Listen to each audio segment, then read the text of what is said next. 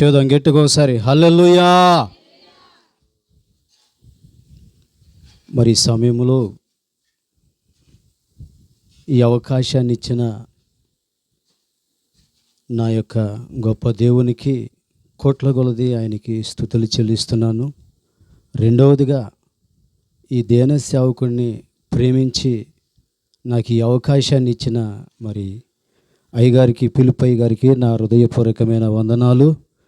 మరి ఇక్కడ కూడి ఉన్న మరి ఇస్సాక్ గారు, ఆంధ్రేయ గారు, వీళ్ళంతా కూడా అనుభవం కలిగిన వారు. నేను చిన్నవాడిని, వాళ్ళు అభిషేక్తులు, అనుభవం కలిగిన వారు. ఏది ఏమైనా ఈ స్థలంలో నిలబడటానికి నా ప్రమేయం కాదు, కానీ ఆ దేవుని ఉద్దేశంతో నేను నిలబడి ఉన్నాను. మరి గత నెలలోనే అయ్యగారికి వస్తానని చెప్పాను. ఇలాగే దేవుని పరిచర్య నిమిత్తమై మరి రాలేని పరిస్థితి అయిపోతే ఈ దినాన దేవుడు అనుగ్రహించాడు. వాస్తవానికి ఈ నెలలో కూడా వాతావరణాన్ని బట్టి రాలేని స్థితి ఏమో అనుకున్నాను. దేవుని మహాకృపను బట్టి మన కోసమే చక్కటి వాతావరణాన్ని దేవుడు ఇచ్చాడు. చప్పట్లు కూడా దేవుని మహిమపరచండి. ఈ కోడిక ద్వారా మహిమ పొందాలని, ఈ కోడికలో ఉన్న ప్రతి వారి కన్నీళ్ళు తొడవబడాలని, ఇక్కడున్న ప్రతి ఒక్క బంధకాలు తెంచాలనే నా దేవుడు ఈ సమయాన్ని మనకిచ్చాడు. చక్కటి వాతావరణాన్ని, ప్రశాంతమైన వాతావరణం ఇచ్చాడు. గట్టిగా ఆయనకి చప్పట్లు కొట్టి దేవుని మహిమపరుద్దాం. ఇంకా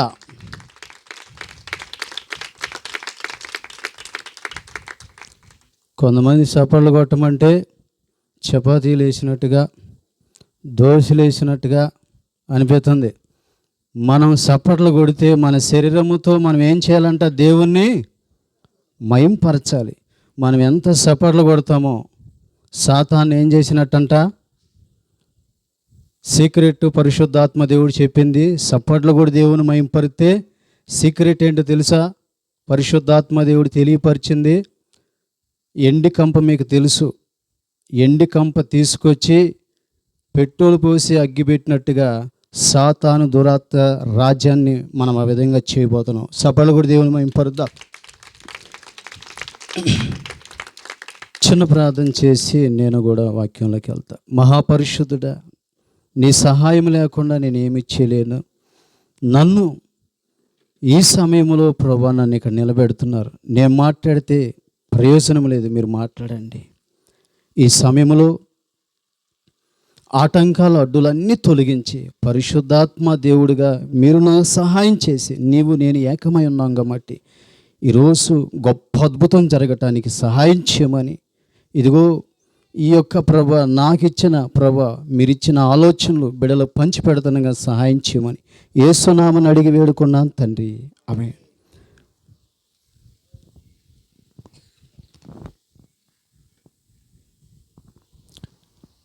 పరిశుద్ధ గ్రంథములో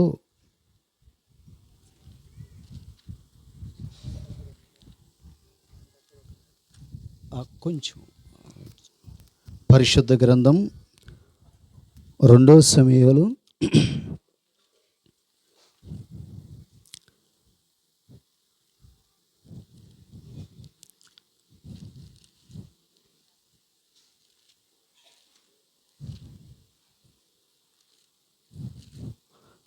2 సమూయేలు 7వ అధ్యాయము 18వ వచనాన్ని మనం చదువుకుందాం. దయచేసి గమనించండి. ఎవరైనా చదవగలిగిన వాళ్ళు అందరూ చదవగలుగుతున్నారు. మనం పోటీ పడుకోకుండా చక్కగా ఎవరైనా ఒకళ్ళు కొన్ని నిమిషాలు నాకు సహాయం చేస్తే దేవుడు నాకు ఇచ్చిన 2 మాటలు చెప్పేస్తాను. 18వ వచనాన్ని చదువుకుందాం. దావీదు రాజు లోపల ప్రవేశించి యెహోవా సన్నిధిని కూర్చుండి ఇలాగున మనవి చేసేను, నా ప్రభువా యెహోవా, ఇంతగా నీవు నన్ను హెచ్చించుటకు నేనెంతటి వాడను, నా కుటుంబము ఏ పాటిది. చాలు చూడండి, ఇక్కడ మనం ఆగుదాం.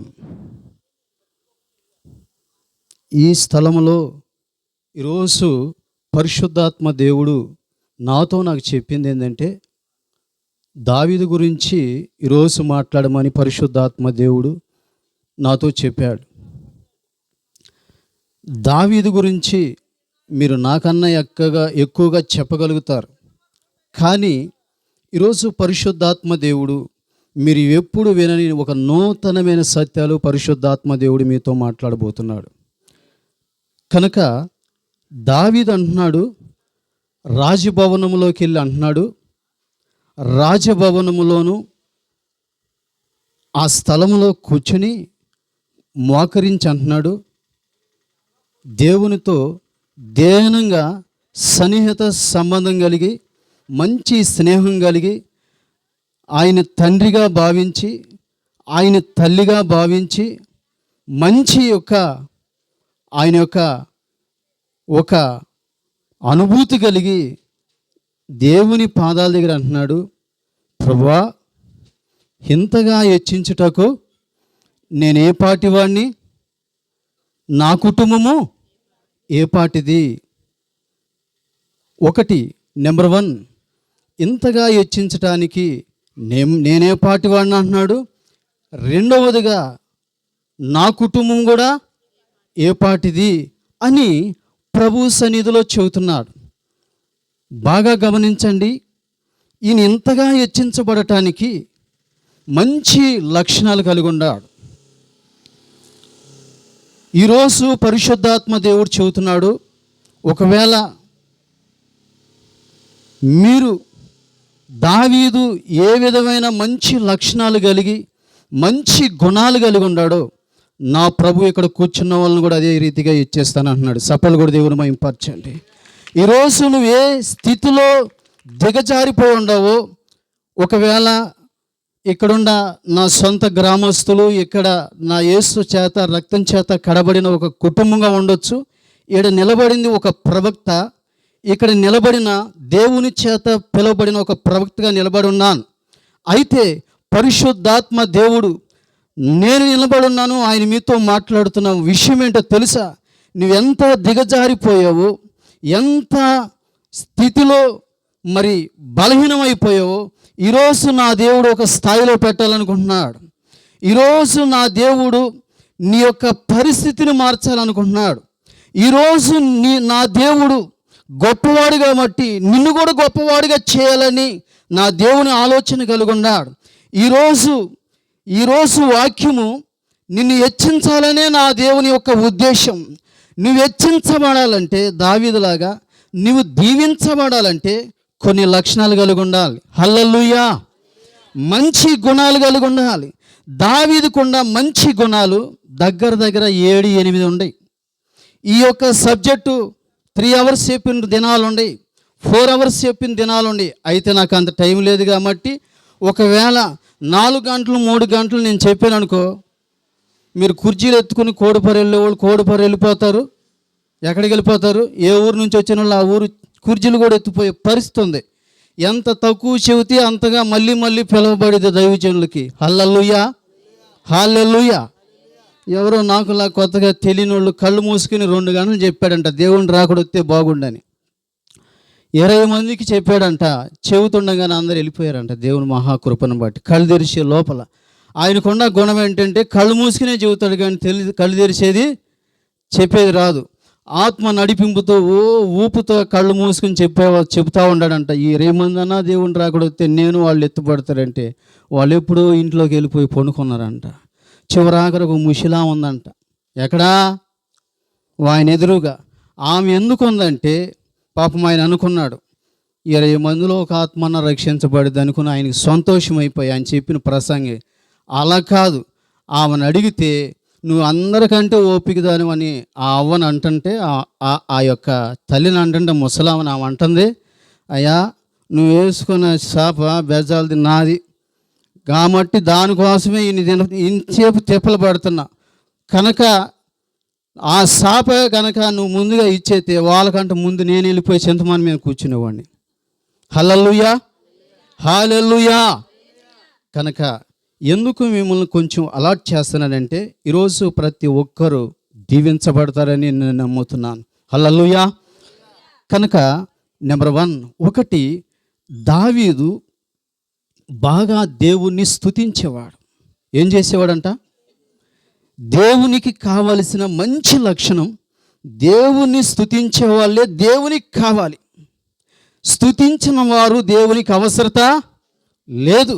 ఎవరైతే ఆత్మతోనూ సత్యముతోనూ హృదయపూర్వకంగా నీకు పాడే కృపండా మంచి స్వరం ఉండా, స్వరం లేకపోయినా నీ పక్కన వాళ్ళకి నీ స్వరం ఇష్టం లేకపోయినా నీ స్వరాన్ని నా దేవుడు వింటాడు. హల్లెలూయా.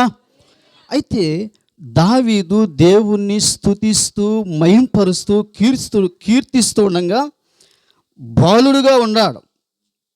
అంటే 8వ తరగతి ఆ రేంజ్లో ఉన్నప్పుడు వినండి, ఆయన గొర్రెలు మేపుతూ ఉండేవాడు.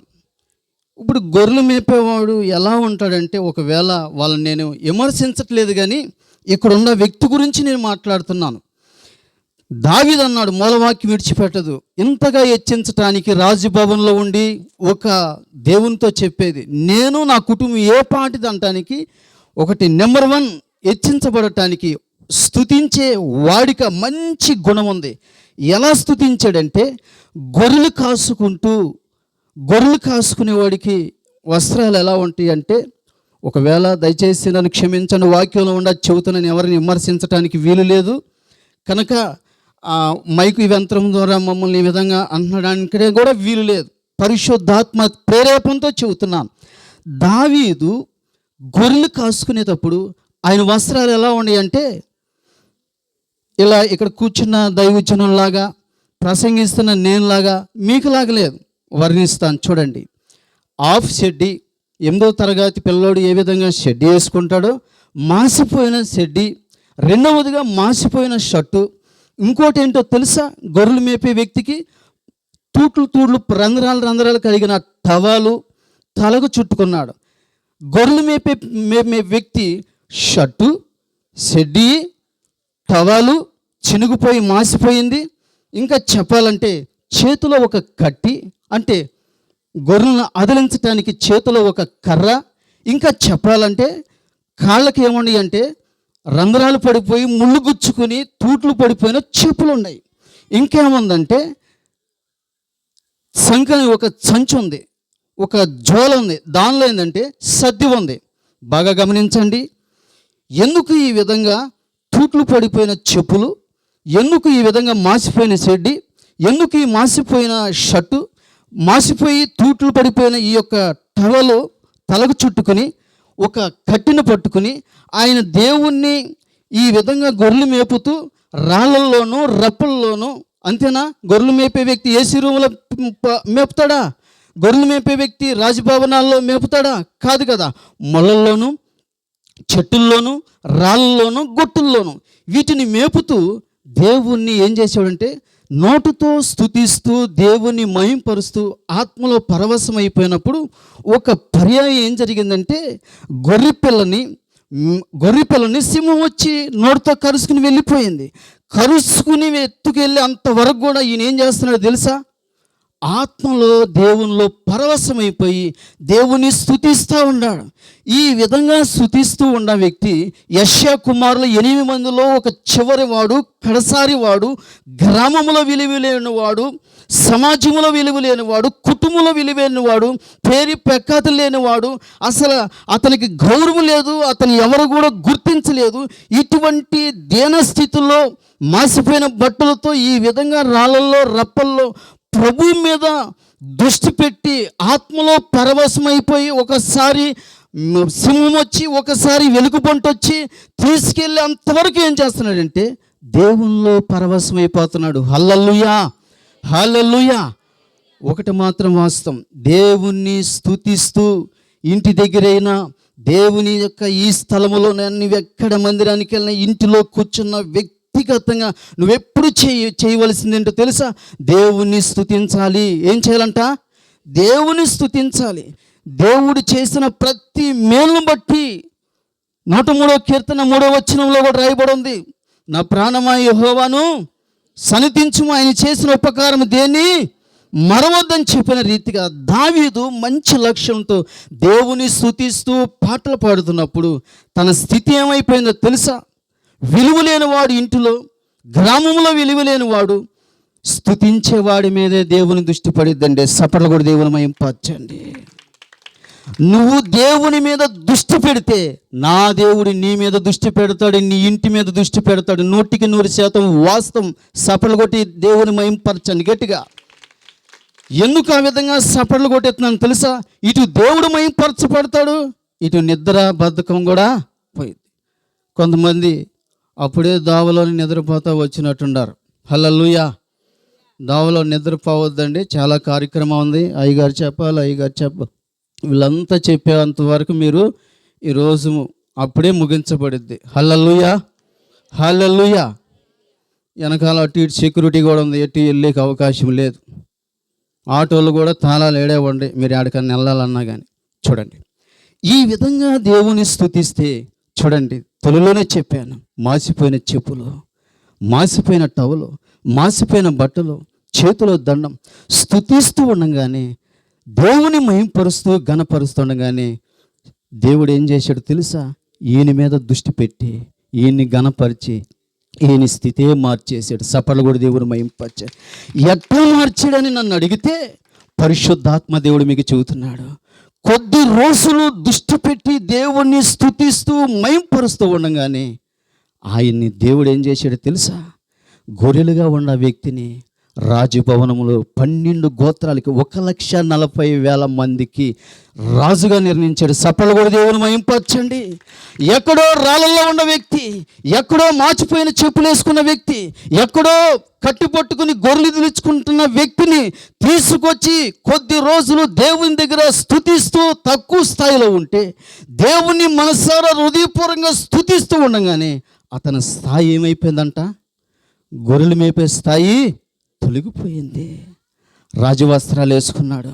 చూడండి, ఈ యొక్క మాసిపోయిన టవల్ తీసేసేసి దేవుడు నాకు ఇటువంటి వాడు కావాలని చెప్పేసి మాసిపోయిన, ఎందుకు టవల్ గురించి చెప్పిన ఎన్ని వర్ణించానంటే, టవల్ తీసేసి కిరీటం పెట్టాడు, కట్టి తీసేసి చేతిలో ఉన్న కర్రని తీసేసి రాజదండం ఇచ్చేసాడు, మాసిపోయిన చెప్పులు తీసేసి రాజబూటులు ఇచ్చేసాడు, హాఫ్ షర్ట్ తీసేసి రాజవస్త్రాలు ఇచ్చేసాడు. అంతేకాదండి, అతను రాళ్ళల్లో రప్పల్లో తిరుగుతుంటే కొద్ది రోజుల వరకు కూడా అతని స్థాయి ఎలా ఉంది తెలుసా? రాజవీధుల్లో తిరిగే కృపదేవుడు అనుగ్రహించాడు. సపర్లు కూడా దేవుడు మహింపరచండి. హల్లెలూయా. ఈరోజు నేను అంటున్నాను, ఈరోజు ఒక సీక్రెట్ ఏంటంటే, బైబిల్లో దావీదు ఏ విధంగా స్తుతించాడో ఈరోజు కూడా నువ్వు స్తుతిస్తే నీ స్థానం, నీ కుటుంబాన్ని నిన్ను దేవుడు హెచ్చించటం ప్రారంభిస్తాడు. స్తుతించేవాడే ఒకరోజు పరలోకంలో ఉంటాడు. ఎలా అని నన్ను అడిగితే ప్రకటన గ్రంథం 7వ అధ్యాయం 9-10 చూడండి, ఒక గొప్ప సమూహం కనపడుతుంది. స్తుతించే ఒక గొప్ప సమూహం కనబడుతుంది. 24 పెద్దలు, కోట్లాని మరి దేవదూతలు, పరిశుద్ధులు తెల్లని వస్త్రాలు వేసుకుని చదవాలి ఎవరైనా సరే. ప్రకటన గ్రంథం 9వ వచనం 10 చూడండి దయచేసి. 7వ అధ్యాయము 9-10. అటు తర్వాత చూడగా ఇదిగో ప్రతి జనములో నుండి, ప్రతి వంశములో నుండి, ఆయా భాషలు మాట్లాడే వాళ్ళ నుండి వచ్చి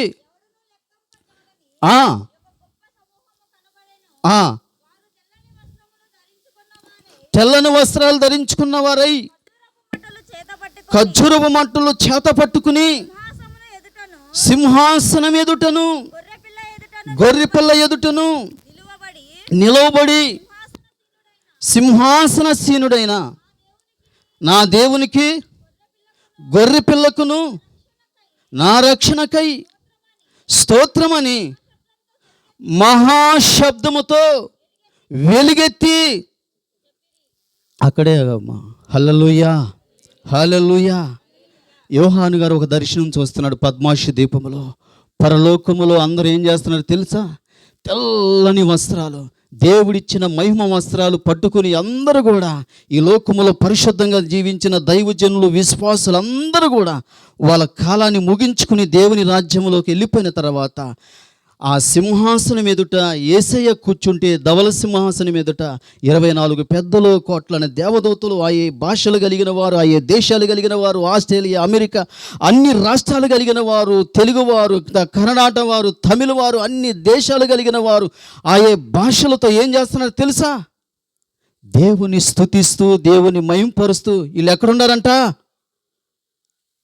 పరలోకములో ఉన్నారు. సపర్లు కూడా దేవుని మహింపరచండి. ఈరోజు ఏదో వచ్చిపోతే ప్రయోజనం లేదు. ఈరోజు దేవుడు నీతో మాట్లాడుతున్నాడు. నిన్ను నేను హెచ్చించడమే కాకుండా ఒక గొప్ప పరలోక రాజ్యాన్ని ఇవ్వాలని కోరుకుంటున్నాడు. హల్లెలూయా. ఈరోజు నీ ఇంటిలో దేవుని స్తుతించు, మహింపరచు, నిన్ను హెచ్చిస్తాడు. అంతేకాదు, స్తుతిలో ఉన్న శక్తి ఈ భూమి మీద ఎక్కడ లేదు. ఎట్లా తెలుసా?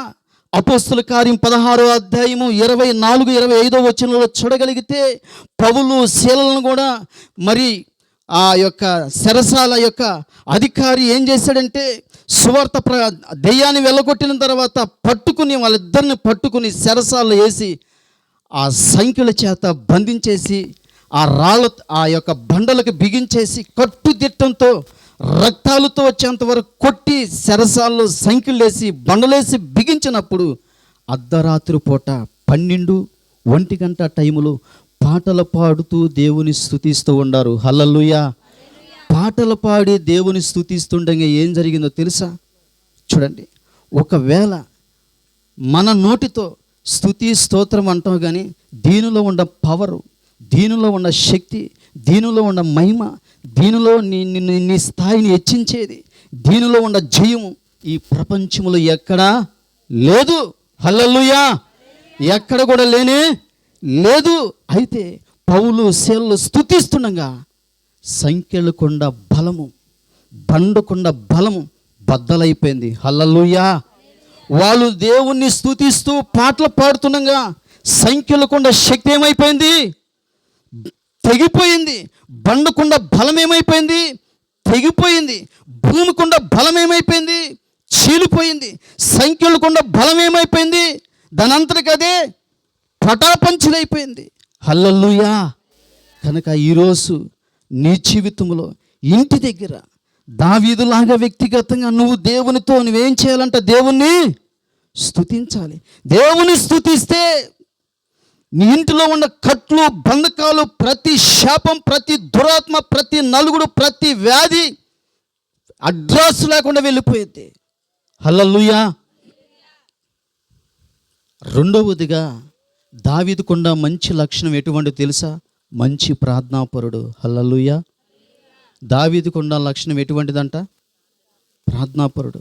స్తుతించడం మంచిదా కాదా? మంచి గుణమా కాదా? ఈరోజు స్తుతించేవాళ్ళు కొదువైపోయారు. కాబట్టి ఈరోజు నువ్వు దేవుని స్తుతిస్తేనే రేపు పరలోక రాజ్యంలో నీకు ప్రవేశము ఉండిద్ది. స్తుతిస్తాం వల్ల దేవుడు కూడా నిన్ను హెచ్చిస్తాడు. రెండవదిగా చూడగలిగితే దావీదు యొక్క జీవితంలో ఎటువంటి వాడంటే మంచి ప్రార్థనా పరుడు అనమాట. రెండవ లక్షణం చూడండి. కీర్తన గ్రంథం 55వ అధ్యాయము 17వ వచనం చూడండి. కీర్తనలు 55వ అధ్యాయము 17వ వచనం. సాయంకాలమున ఉదయమున, చాలు, సాయంకాలము ఉదయము ఎన్నిసార్లు? 3 పర్యాయాలు ఏం చేస్తున్నాడంట? దావీదు ప్రార్థన చేస్తూ ఉన్నాడు. ఏం చేస్తున్నాడంట? ధ్యానించడం అంటే ఏంది? దేవుని పాదాల దగ్గర కూర్చుని ప్రార్థన చేస్తున్నాడు. ఈరోజు నీ జీవితంలో దేవుడు స్పష్టంగా చెబుతున్నాడు. స్తుతించడం నీకు ఎంత మాత్రం నీకు అర్థమైందో నాకే తెలియదు, కానీ పరిశుద్ధాత్మ దేవుడు చెబుతున్నాడు. ఈరోజు నీకు స్తుతించి మహింపరిచే వాడుక లేదు. కాబట్టి ఈరోజు నుంచి నువ్వు స్తుతించటం ప్రారంభించు, దేవుని మహింపరచడం ప్రారంభించు. కొంత సమయము వచ్చి నీకేమేమి పాటలు వస్తాయో, ఏమేమి విధంగా నోటితో నువ్వు స్తుతిస్తావో నీ కుటుంబ పరిస్థితులు మారిపోతాయి. రెండవదిగా నీ జీవితంలో ఎటువంటిది ఉండాలో తెలుసా? దావీదు కూడా మంచి ప్రార్థనాపరుడు. దావీదు ఎటువంటి వాడంట? మరి నీ జీవితంలో ప్రార్థన ఉందా? ప్రార్థన లేని జీవితము శూన్యమే. ప్రార్థన అంటే ఎవరితో నువ్వు మాట్లాడాలి? ఎవరితో మాట్లాడాలంట? కొంతమంది ఆసక్తిగా ఉన్నారు, కొంతమంది విడిచిపెడితే ఒక చెప్పే విడిచిపెట్టి ఇంకో చెప్పు వేసుకుని వెళ్ళిపోయేటట్టున్నారు. అంత ఫాస్ట్గా ఉన్నట్టున్నారు. హల్లెలూయా. ఒకసారి సపరేట్లు కూడా దేవుని మహిమపరచండి గట్టిగా. ముసుగులు బాగా కనపడేటట్టుగా పెట్టుకోండి. మా మొహాలు కనబడుతున్నాయా? చూడండి. ఒకసారి ఏం జరిగిందంటే పాపం ఆయన 10 లక్షలు అప్పు చేసాడు. తాగి 10 లక్షలు అప్పు చేసేస్తే ఆ సారా అంగిడి వాళ్ళు వచ్చేసారు. మీ ఇంటి ఆయన 10 లక్షలు అప్పు చేసేసాడు, అప్పు తీర్తారా, ఆయన ఏదన్నా చేశాను. మాకు తెలీదు, ఆయన తాగిన ఆయన మీరు ఏం చేసుకోనంటే వీడేం చేశాడంటే మహా తెలివాడు. తాగేసి డబ్బులు ఇస్తానని చెప్పేసి ఈలాగ ఏం చేశాడంటే గుండు కొట్టించుకుని ఏం చేసుకున్నాడంట, గుండు కొట్టించుకుని గుర్తుపట్టుకోకుండా ఐబ్రోస్ ఉంటాయి చూడు, అవి కూడా తీసేసి వాళ్ళకి ఎదురు వెళ్తున్నాడు.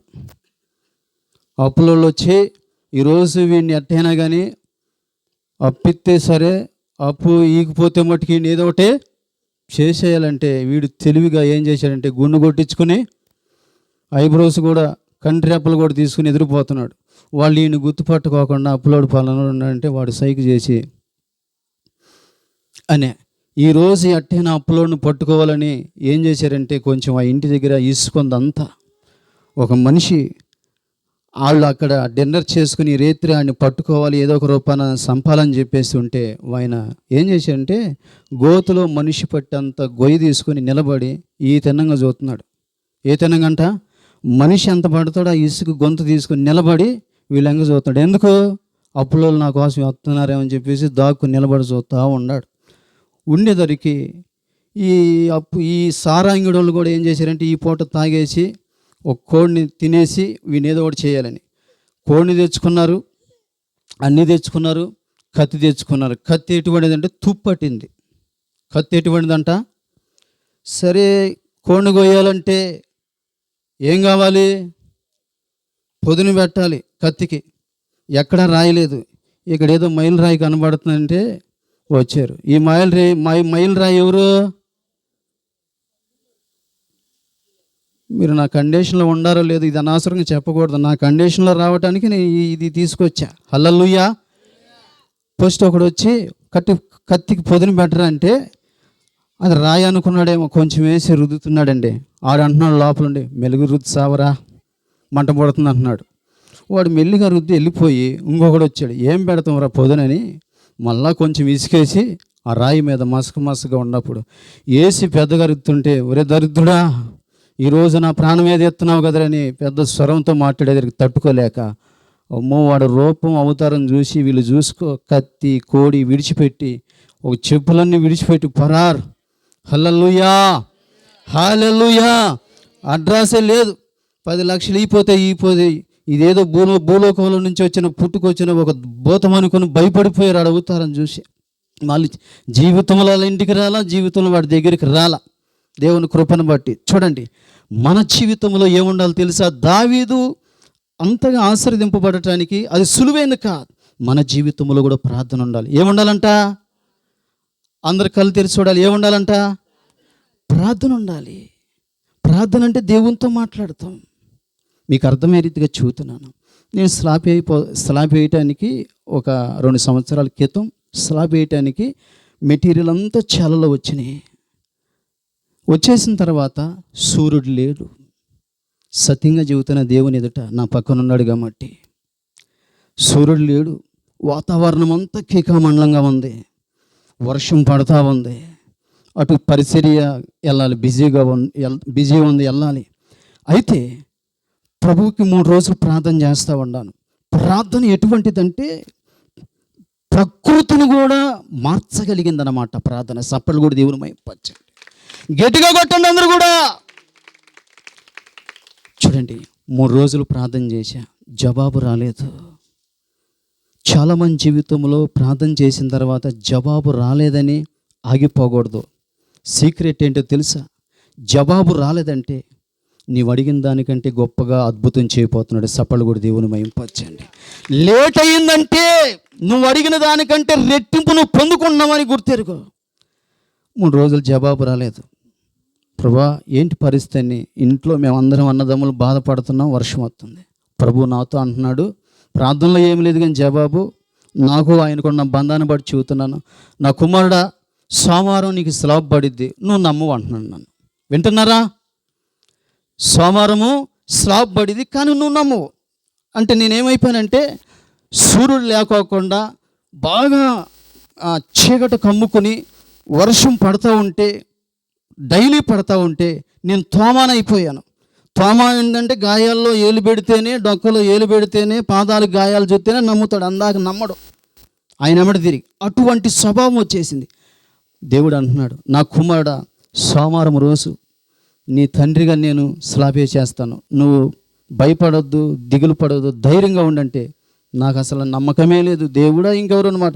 చూడండి, 3 రోజులు చేసిన ప్రార్థన నేను కొంచెం నిరుత్సాహంగా ఉంటే దేవుడు మాట్లాడుతున్నా కానీ, వాతావరణం అయితే వ్యతిరేకంగా ఉంది కానీ దేవుడైతే సోమవారం స్లాబ్ పడిద్ది అంటున్నాడు. కానీ ఆ సిమెంట్ మూటలన్నీ మా ఇంటి పక్కన అన్నగారు ఇంటి ముందు అన్నీ ఒక 100 మూటలు ఏమో ట్రాక్టర్ కొమ్మరిచ్చేసేసారు. ప్రార్థనలో ఉన్న సీక్రెట్, మనం ప్రార్థన చేస్తే మనం ఏదైనా సాధిస్తాం. సపళ్ళు కూడా దేవుని మహింపరచండి. నువ్వేదైనా సాధిస్తావో, ప్రార్థనలో ఉన్న పవర్ అటువంటిది. ప్రార్థన విలువ తెలిస్తే ప్రార్థన చేయకుండా మానలేవు. ప్రార్థన విలువ తెలిస్తే దేవునితో మాట్లాడుకోకుండా, దేవునికి సమయం లేకుండా నువ్వు ఉండలేవండి. ఎన్ని ఉన్నా కానీ నేను వేస్ట్ అయిపోయింది, మనసంతా బాధపడుతూ ఉండ, ఈరోజు ప్రార్థన చేయలేదు దేవుడితో ఎంతో కానీ ఏదో టైంలో ప్రభుకి సమయాన్ని ఇచ్చి వచ్చాను. చూడండి, సోమవారం రోజు అన్నీ వచ్చిన మెటీరియల్, వర్షం పడతా ఉంది. ప్రభా ఏంటి ప్రభా నువ్వు వెళ్ళటి చెప్పావు, ఈరోజు స్లాబ్ పడిద్ది అన్నావు, సూర్యుడు రాలేదు, వర్షం వస్తుంది, స్టార్ట్ చేస్తే ఎక్కువైపోతుంది. ఇక నేను ఎట్ట నమ్మేది ప్రభా, నాకు ఇది జరగదని నేను అనుకుంటుంటే ప్రభు అంటున్నాడు, నువ్వు భయపడొద్దు కానీ నువ్వు నమ్ము అంటున్నాడు. ఏది ఏమైనా సరే ఆ యొక్క సిమెంట్ ఇసుక కలిపేసి ఒకటి పైకి లాగేసి మిషన్ ద్వారా అట్లా వేసారో లేదు, దేవుని మహాకృపను బట్టి ప్రకృతి మారిపోయింది. సపళ్ళు కూడా దేవుని మహింపరచండి. సూర్యుడు రావటం ప్రారంభించబడింది, చినుకులు ఆగిపోవటం ప్రారంభమైపోయింది. ఇది సత్యం. ఎందుకో తెలుసా? నీవైనా నేనైనా దేవుని పాదాల దగ్గర మనకు అవసరం ఏదైనా పట్టుగా ప్రార్థన చేస్తే నీ జీవితంలో ఎప్పుడు కూడా ఓడిపోవు. ప్రార్థన చెయ్యి. ఈ రోజైనా, రేపైనా, ఎల్లుండైనా జవాబు రాలేదని నువ్వు నిరుత్సాహపడుకోకుండా ఓపికతో దేవుని దగ్గర అలాగే చేస్తే నువ్వు పొందుకుని తీరాల్సిందే. నువ్వు అడిగింది పొందుకోవాల్సిందే. నువ్వు అడిగింది సాధించాల్సిందే. సపళ్ళు కూడా దేవుని మహింపరచండి. మీరు నమ్మండి. యేసయ్య కూడా చెప్పాడు, సోమవారం అయిపోయింది నా కుమారుడా, ఆ రోజు నుంచి కొద్ది రోజులు వర్షం రాదని ఖచ్చితంగా నా ప్రభు నాతో చెప్పాడు. ఆయన చెప్పినట్టుగా స్లాబ్ అయిపోయింది. ఆ రోజు వర్షం అయిపోయింది, సూర్యుడు వచ్చాడు. కొద్ది రోజులు వర్షం రాలేదు, తర్వాత వచ్చింది. ఎందుకు ఈ మాట చెబుతున్నానంటే ప్రార్థన విలువ తెలిస్తే ప్రార్థన చేయకుండా మీరు ఉండలేరు. ఎందుకు ఈ మాట చెబుతున్నానంటే, పరిశుద్ధాత్మ దేవుడు నీవు ఎటువంటి పరిస్థితుల్లో ఉండా, ఏ అనారోగ్యముతో ఉండా, ఏ అప్పుతో ఉండా, ఏ చిక్కుల్లో ఉండా, నా ప్రభు నిన్ను విడిపించగలుగుతాడు. సపళ్ళు కూడా దేవుని మహింపరచండి. నీ పరిస్థితి మారుస్తాడు అంతే. నువ్వు దేనికోసం పదే నువ్వు చేస్తున్నావు, ఖచ్చితంగా నువ్వు అనుభవిస్తావు. ఆ ప్రతిఫలం చూడగలుగుతావు. చూడండి, మీ అందరికీ తెలిసిన వాక్యమే, ప్రార్థన ఆయుష్ని కలిగింది. ప్రార్థన ఆరోగ్యం లేకపోతే ఆరోగ్యం కలిగేటట్టుగా జరిగింది. ప్రార్థన రాజ్యాన్ని సింహాసనం మీద పరిపాలిస్తే ఉద్యోగం పోతే ఉద్యోగాన్ని పొందుకున్నాడు, పోయిన ఆయుష్ను పొందుకున్నాడు, పోయిన ఆరోగ్యాన్ని కూడా పొందుకున్నాడు. ఎవరో తెలుసా? హిజ్కియా. సపళ్ళు కూడా దేవుడు మహింపరచండి. ప్రార్థన చూడండి, మోకరించి ప్రార్థన చేస్తున్నాడు. మరణ ప్రవక్త చెప్పాడు, మోకరించి ప్రార్థన చేస్తూ ఉండేదరికి ప్రభా అని కన్నీళ్ళు కార్చి ప్రార్థన చేస్తుండే కానీ ఆ కన్నీరు సింహాసాన్ని కదిలించేసిందండి. ఎట్లా తెలుసా? యెషయా ప్రవక్త వచ్చేసి తెలుసా, యెషయా ప్రవక్తకి చెప్పాడు ఆయన చచ్చిపోతాడు, మరణం అవుతాడని. దేవుడే చెప్పాడు, నువ్వు వెళ్ళి చెప్పు ఆయనకి. చెబితే దేవుడు చెప్పాడని ఈయన వచ్చి ఆయన చెబుతున్నాడు. చెప్పాడు, ఈయన ఏం చేశాడు? వెంటనే మోకరించేసి గోడ తిరిగి మోకరించి కన్నీరు కార్చడం ప్రారంభిస్తున్నాడు. ఏంటో తెలుసా? ఇక నాకు ఆయుష్ లేదు, నాకు ఆరోగ్యం లేదు, మరణకరమైన వ్యాధి నన్ను చుట్టుకుంది, ఇంకా నేను రాజ్యాన్ని కోల్పోయాను, ఇక నా స్థాయిని కోల్పోయాను, ఇక నేను కన్ను మూస్తే పాతాళానికి వెళ్ళిపోతానని కన్నీరు కార్చడం ప్రారంభించాడు. ఆ వ్యక్తి చెప్పి వెళ్ళిపోతున్నాడు. మళ్ళీ దేవుడు అంటున్నాడు, చచ్చిపోతాడని చెప్పిన దేవుడు అతనికి ఆయుష్ను 15 సంవత్సరాలు పొడిగిస్తున్నానని అక్కడికక్కడే చెప్పేశాడండి. సప్పట్లు కూడా దేవుని మహింపరచండి. ఈరోజు నీ జీవితంలో ఆరోగ్యం లేదా, ఒకవేళ ఆయుష్ లేదా, ఒకవేళ ఆర్థికం లేదా, ఒకవేళ ఏది లేదో నువ్వు ప్రార్థన చేయి. ఎందుకంటే ప్రార్థన అంటుంది. పరిశుద్ధాత్మ దేవుడు చెబుతున్నాడు, నా దేవుడు 100% చాలామంది జీవితాల్లో నా దేవునికి ఆయనకి వ్యక్తిగతంగా ప్రార్థన జీవితం నీకు లేదు కాబట్టి ఈరోజు నీ కుటుంబంలో ఎన్ని సమస్యలున్నా నా ప్రభు దగ్గర నీకు మోకాలు వంగటల్లా. నీకెన్నో గడ్డు సమస్యలు వచ్చినా అట్టగే అనిపిస్తున్నావు, అట్టగే కాలం గడుపుతున్నాం. ఎన్ని నష్టాలు వచ్చినా, ఎన్ని ఇబ్బందులు పడినా కానీ దేవుని దగ్గర నీ బాధ చెప్పుకోలేకపోతున్నావు. దేవుడు అంటున్నాడు, నా కుమారుడా, నా కుమార్తె, నువ్వు ప్రార్థన చేయి, నాకు మొర్రపెట్టు, నేను సిద్ధంగా ఉన్నాను అంటున్నాడు. ఏమన్నాడు తెలుసా? 145వ కీర్తన 18వ వచనములో, నాకు నిజంగా మొర్రపెట్టి వారికి నేను సమీపంగా. నువ్వు నిజంగా మొర్రపెట్టు, పట్టుదలగా ప్రార్థన చేయి, నీ స్థాయి పెరిగిద్దంటే, నీ యొక్క చిక్కులన్నీ తొలగిపోతాయి అంటే. ప్రార్థన విలువ తెలిస్తే ఏదైనా చేయగలుగుతావు. ఎందుకు నా ఎక్స్పీరియన్స్ 22 సంవత్సరాల సేవ అనుభవం. ఒకరోజు ప్రభు అన్నాడు, నా కుమారుడా కారిస్తానన్నాడు, షోరూమ్ కారేస్తానన్నాడు. మోకరించి ప్రార్థన చేస్తున్నాను, ఏమీ లేదు. ప్రార్థన చేస్తున్నప్పుడు ఆ కారు కావలసిన డబ్బు సమకూడింది, 5,000 లేవు. ఉదయకాల సమయంలో మోకరించి ప్రార్థన చేస్తున్నాను. నేను ఆశించిన కలర్ ఆ కారు కావాలి ప్రభు అని దేవుణ్ణి అడుగుతుంటే, నా దేవుణ్ణి ఇక వాళ్ళు చెప్పారు, టైం పెట్టారు, రేపటి లోపల నువ్వు అమౌంట్ తీసుకొచ్చి నీ కారు తీసుకెళ్ళిపోయి నువ్వు కారు తీసుకెళ్ళాలి. మేము పెట్టిన టయానికి ఒకవేళ నువ్వు రాకపోతే వేరే వాళ్ళు కొనుక్కుని వెళ్ళిపోతారంటే 5,000 రూపాయలు తగ్గినాయి అని తెల్లారి పొద్దున్నే 3 4 లేచి మోకరించి ప్రార్థన చేస్తుంటే ప్రభు అంటున్నాడు, 1 గంట చేసిన తర్వాత నువ్వు వెళ్ళి ఫలానా పేరు ఫలానా ఊరి అక్కడికి వెళ్ళు అని చెబుతుంటే నేను అనుకుంటున్నాను, సాతాను నన్ను ప్రేరేపిస్తుందేమో, కొన్ని గంటలు ప్రార్థన చేయనీయకుండా చేసేది సైతేనే కదా. సత్యంగా చెబుతున్నాను, నా అనుభవం 22 సంవత్సరాల్లో నా తలలో ఎంటుకలు ఉన్నాయి. ఇటువంటి అనుభవాలు దేవునికి నాకు సంబంధం. మోకరించి ప్రార్థన చేస్తుంటే దేవుడు అంటున్నాడు, నువ్వు వెళ్ళు, నిలిపి వెళ్ళు అంటున్నాడు. ఎందుకు నిలపమంటున్నాడు, ఎందుకు త్వరగా వెళ్ళమంటున్నాడని నేనేం చేశానంటే, 1 గంట చేసిన తర్వాత కొంత సమయం అని నాకు ఎంత టైం టేబుల్ ఉంది, దీన్ని గంటలు చేయాలని, అది ముగించుకుని వెళ్ళాలనుకుంటే ప్రభు అంటున్నాడు, ఇక ప్రార్థన నడవట్లేదు, ఆత్మతో చేయలేకపోతున్నాను, దేవునితో మాట్లాడలేకపోతున్నాను. ఎందుకు ఈ ప్రార్థన గురించి మాట్లాడుతున్నా? ప్రార్థన విలువ తెలిస్తే నీకు దేవుడు నీ ఇంటికి, నీ జీవితంలో నువ్వు దేన్నైనా నువ్వు ఆశించింది నువ్వు దేవుడు నీకు ఇస్తాడండి. సపట్లు కూడా దేవుని మహింపరచండి, గట్టిగా సపట్లు కూడా దేవుని మహింపరచండి అన్నాడు ప్రభు.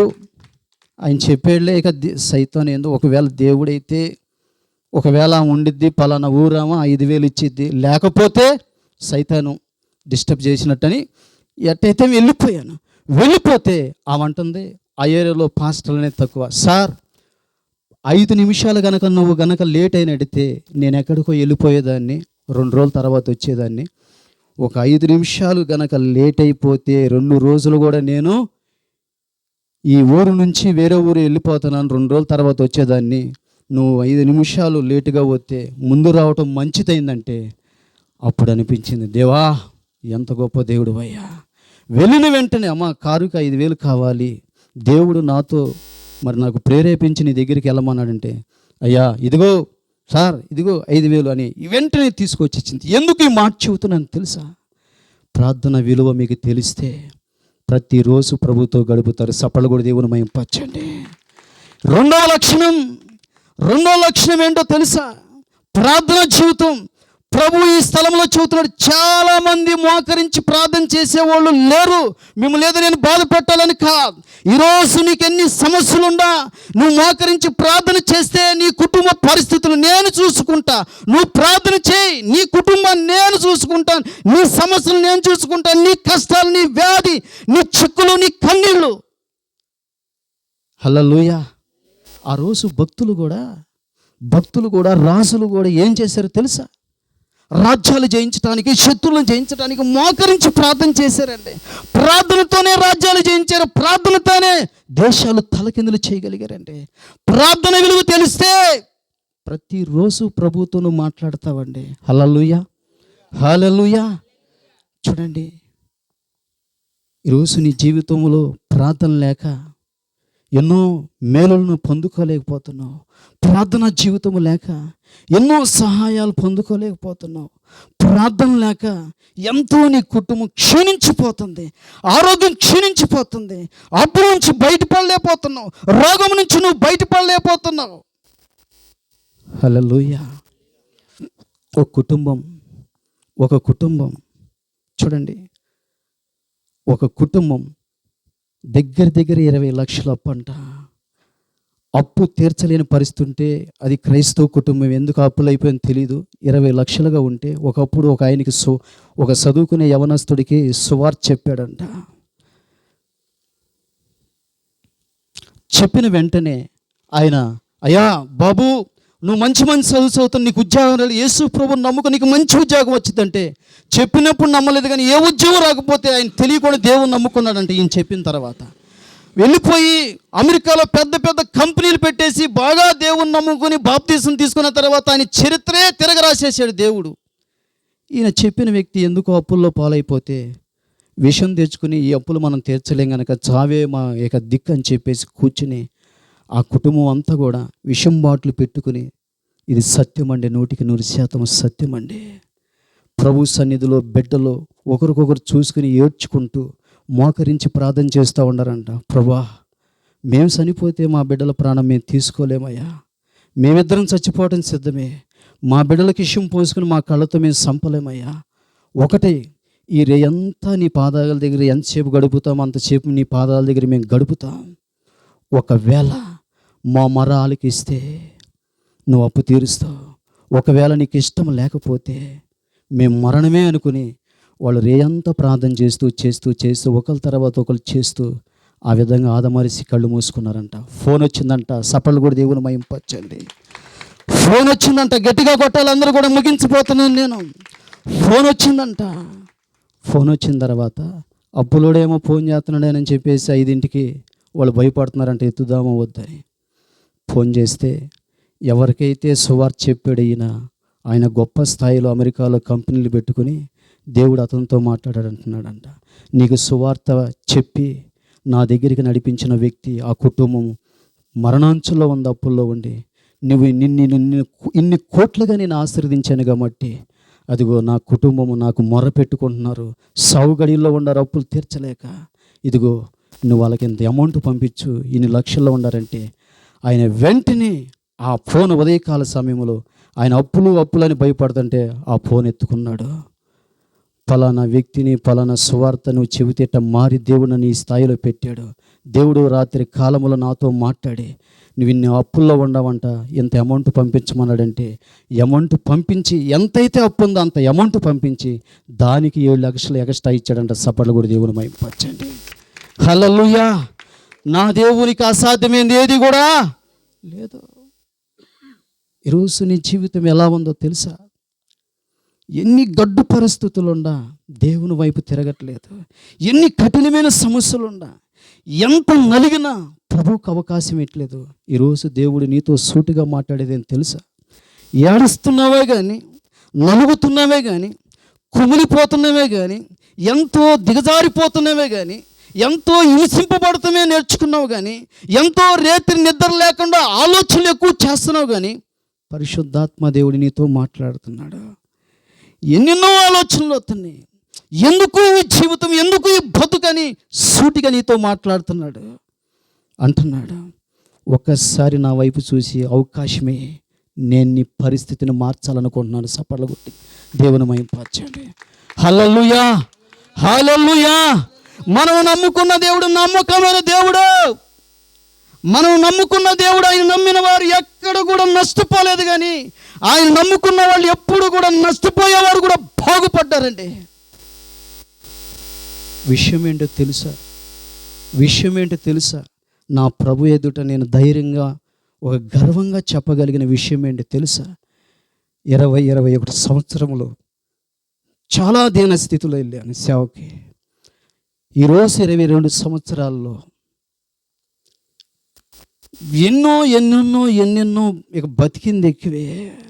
నా సేవ అనుభవం సావా సేవ, సావా సేవ.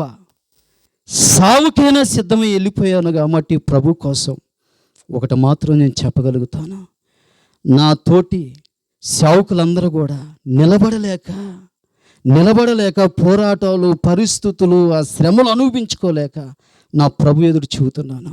దగ్గర 90-80 మంది చెప్పపెట్టకుండా 2 సంవత్సరాలు 3 సంవత్సరాలు సేవ చేసి వెళ్ళిపోయారండి. నా ప్రభు ఎదుట చెబుతున్నాను, మీరు నమ్మండి నమ్మకపోండి, నా యేసయ్య ఎదుట చెబుతున్నాను.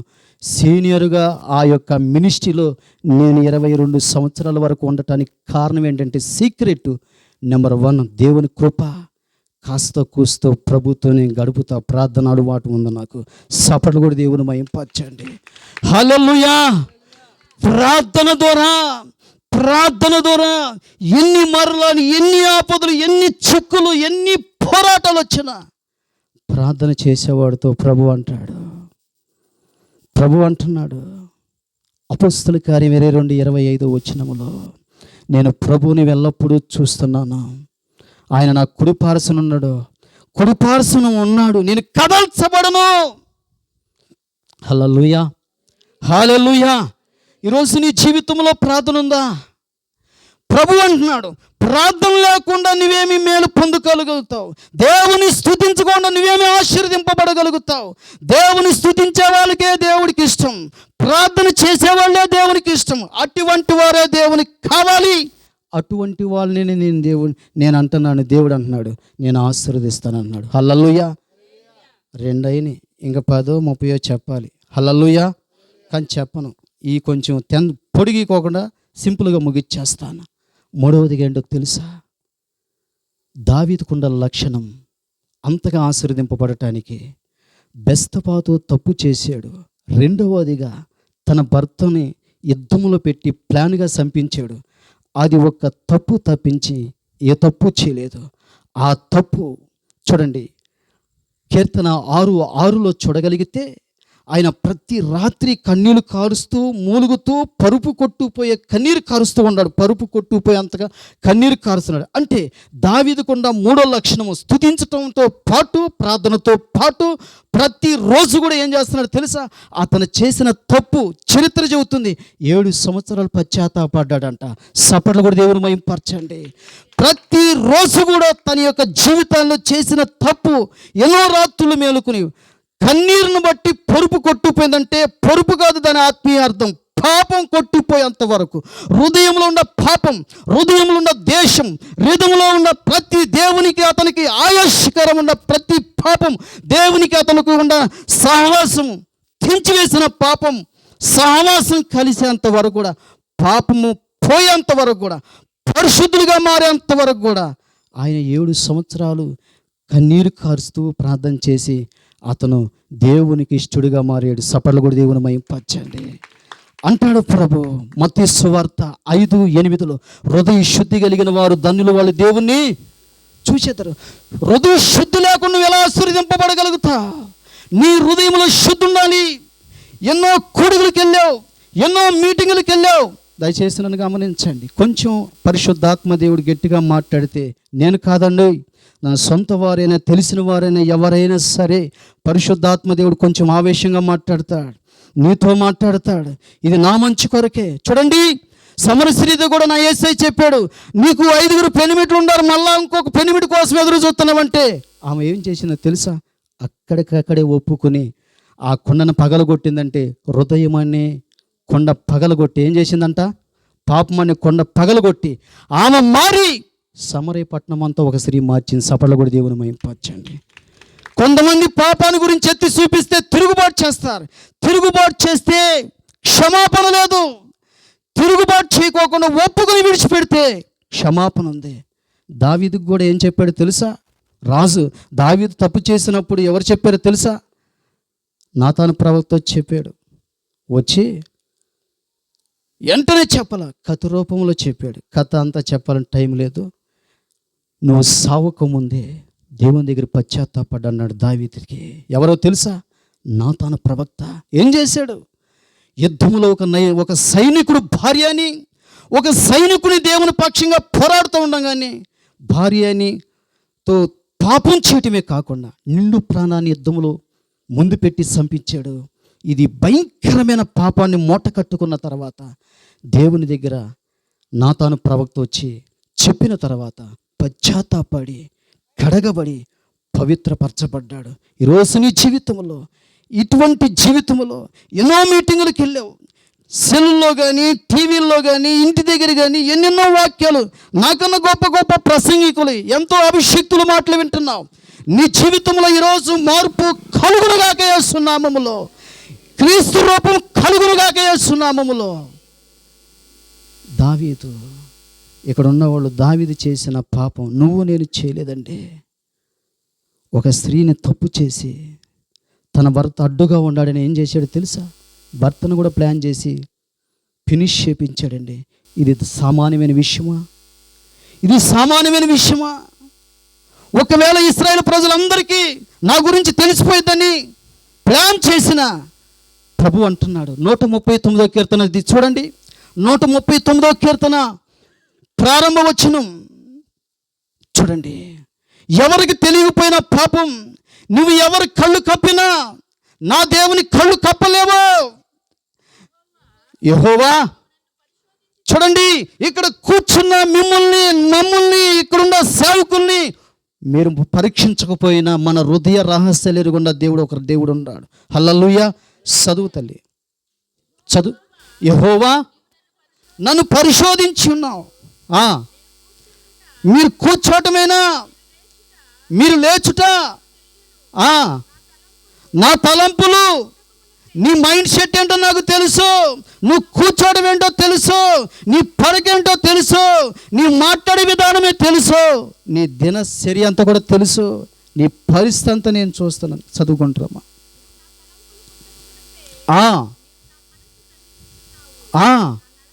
నా నడకను నా పడకను పరిశీలన చేస్తున్నావు, నా శరీరాన్నిటినీ. హల్లెలూయా. సపళ్ళు కూడా దేవుని మహింపరుద్దాం. సపళ్ళు గట్టిగా కొడదాం. సౌండ్ తగ్గిందండి. సౌండ్ తగ్గిందంటే విడిచిపెడితే బాగుండన్నట్టుగా ఉన్నారు. హల్లెలూయా. ఇప్పుడే కొంచెం పరిశుద్ధాత్మ దేవుడు రేకెత్తిస్తూ ఉన్నాడు. హల్లెలూయా. ఈరోజు నీ జీవితంలో కడగబడిన వాడు పరలోక రాజ్యాన్ని స్వతంత్రించుకుంటాడు. కడగబడిన వాడు దేవుని చూడగలుగుతాడు. బైబిల్లో స్పష్టంగా చెప్పింది 5:8 హృదయ శుద్ధి కలిగిన వారు ధన్యులు వాళ్ళు. చెప్పాలి, అది మీరు చెప్పాలి. హృదయ శుద్ధి లేకుండా బైబిల్ చదివిన, హృదయ శుద్ధి లేకుండా పాటలు పాడిన, హృదయ శుద్ధి లేకుండా గుడికి వెళ్ళినా, నేను ఇందాక చెప్పాను పరిశుద్ధాత్మ దేవుడు కొంచెం డీప్కి వెళ్ళినప్పుడు మీరు కొంచెం సహించాలి. సహించినప్పుడే మీకు ఆశీర్వాదం. చూడండి, ఎన్ని విధాలుగా మీటింగులకు వెళ్ళినా నీ హృదయంలో శుద్ధి లేకపోతే 2 స్థలాలు. శుద్ధి లేకపోతే నరకానికి వెళ్తావు, శుద్ధి ఉంటే పరలోకానికి వెళతావు. ఈరోజు పరిశుద్ధాత్మ దేవుడు నీకు పరలోకం కావాలా, నరకం కావాలా? సమయం ఉన్నప్పుడే. రేపున్న దినం నీది కాదు. ఏదో వచ్చాను పోయాను విన్నానంటే కాదు. ఈరోజు నీ జీవితం మారాలని నా దేవుడు కోరుకుంటున్నాడు. ఈరోజు జీవ గ్రంథంలో నీ పేరు రాయాలని నా దేవుడు కోరుకుంటున్నాడు. ఈరోజు నువ్వు ఆయన సొత్తు కావాలని కోరుకుంటున్నాడు. పరిశుద్ధాత్మ దేవుడు ఇప్పుడే ప్రారంభించాడు, రేగుతున్నాడు. హల్లెలూయా. సపళ్ళు కూడా దేవుని మహింపరచండి. గట్టిగా కొడదాం. నీ హృదయ శుద్ధి ఎలా ఉండిదో తెలుసా? నా యేసయ్య మత్తయి సువార్త 5:48 ఆయన పరిశుద్ధతలో పరిపూర్ణుడు. నీ జీవితంలో కూడా పరిపూర్ణంగా జీవిస్తే చూడండి, నీ జీవితంలో నువ్వు పరిపూర్ణంగా జీవిస్తే ఆయన నిన్ను ధరించుకుంటాడు, నువ్వు ఆయన ధరించుకుంటావు. ఏంది పాస్టర్ గారు అలా అన్నారంటే, గలతీ రాసిన పత్రిక 3వ అధ్యాయం 26వ వచనం చూడండి త్వరగా. యేసుక్రీస్తునందు దేవుని కుమారులై ఉన్నారు. క్రీస్తులోనికి బాప్తిసం తీసుకున్న మీ అందరూ సపర్లు కూడా దేవుని మహింపరచండి. గట్టిగా హల్లెలూయా. చాలామంది సపర్లు కొడతల్లా. ఏమన్నా నాకేమన్నా పెనాల్టీ ఏమైనా కట్టాలా, ప్రభుకి ఏమైనా కట్టాలా, వడ్డీలు గిడ్డీలు అంతా కూడా మీరు సపర్లు కొడితే దేవునికి మహిమ, దేవునికి ఘనత. చూడండి, ఇప్పుడు మనం ఏ వాక్యం చదువుకున్నాం?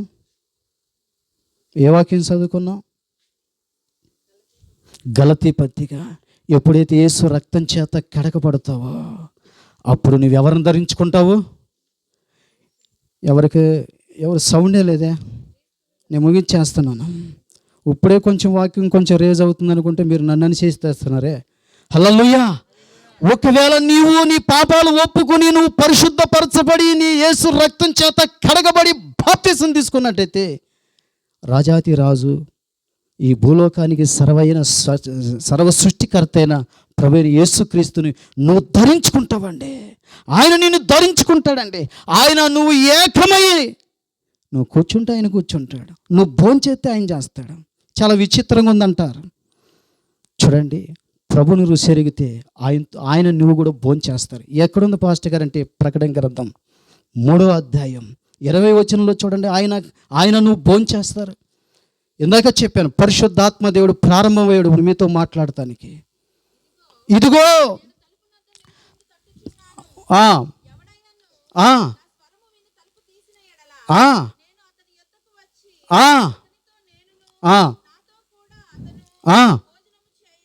చాలా అక్కడే ఆగు. ఏం చెప్పాడు పాస్టర్ గారు? ఇప్పుడు నేనేం చెప్పాను? ఆయనతో నీవు ఆయన కలిసి ఏం చేస్తారంట? భోజనం చేస్తావు. నేను అంటాను, యేసయ్యను ధరించుకున్న నేను వస్త్రాలు ధరించుకుంటే ఆయన ధరించుకుంటాడు, నేను తాగితే ఆయన తాగుతాడు, నేను భోంచేస్తే ఆయన భోంచేస్తాడు, నేను నడిస్తే ఆయన నడుస్తాడు. హల్లెలూయా. ఇది సీక్రెట్. పరిశుద్ధాత్మ దేవునితో చెబుతున్నాడు. ఇక ఆయన నువ్వు ధరించుకుంటే ఒకరోజు నిన్ను ఎక్కడికి తీసుకెళ్తాడో తెలుసా? పరలోక రాజ్యానికి తీసుకెళ్తాడు. సప్పట్లు కూడా దేవుని మహింపరచండి. హల్లెలూయా, హల్లెలూయా. 3 మంచి గుణాలు. నెంబర్ 1, దావీదు స్తుతించి గొర్రెలుగా ఉన్న వ్యక్తి 12 గోత్రాలు 1,40,000 మందిని పరిపాలించాడండి. రాజుగా మారిపోయాడండి. రాజభవనంలో ఏలేడండి. రాజరికాన్ని అనుభవించాడండి. ఆ యొక్క ఒక మంచి అనుభూతిని, ఒక మంచి స్థాయికి వెళ్ళిపోయాడండి. ఎందుకు వెళ్ళిపోయాడు తెలుసా? స్తుతించాడు, ప్రార్థన చేశాడు. ఇంకేం చేశాడు తెలుసా? సరిచేయబడ్డాడు, పాపాన్ని కడగబడ్డాడు. కడగబడాలి నువ్వు ఈరోజు, కడగబడాలి. కడగబడితేనే నీకు ఒక మంచి జీవితాన్ని దేవుడు అనుగ్రహిస్తాడు. కడగబడకపోతే దేవుడు నీతో సహవాసం చేయలేడు. ఈరోజు నువ్వు కడగబడాలి. చూడండి, మనం చాలా సండే స్కూల్లో చూద్దాం. లోకాసు సువార్త 18వ అధ్యాయం 13వ వచనం చూడండి. ఒక వ్యక్తి ఏ వాక్యం వినుకోకుండా, ఏ మీటింగ్కి వెళ్ళకోకుండా, ఎంతో భయంకరమైన పాపి స్పాట్లో అక్కడికక్కడే చూడండి, చదవండి.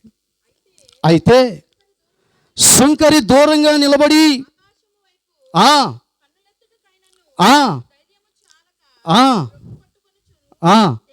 దేవా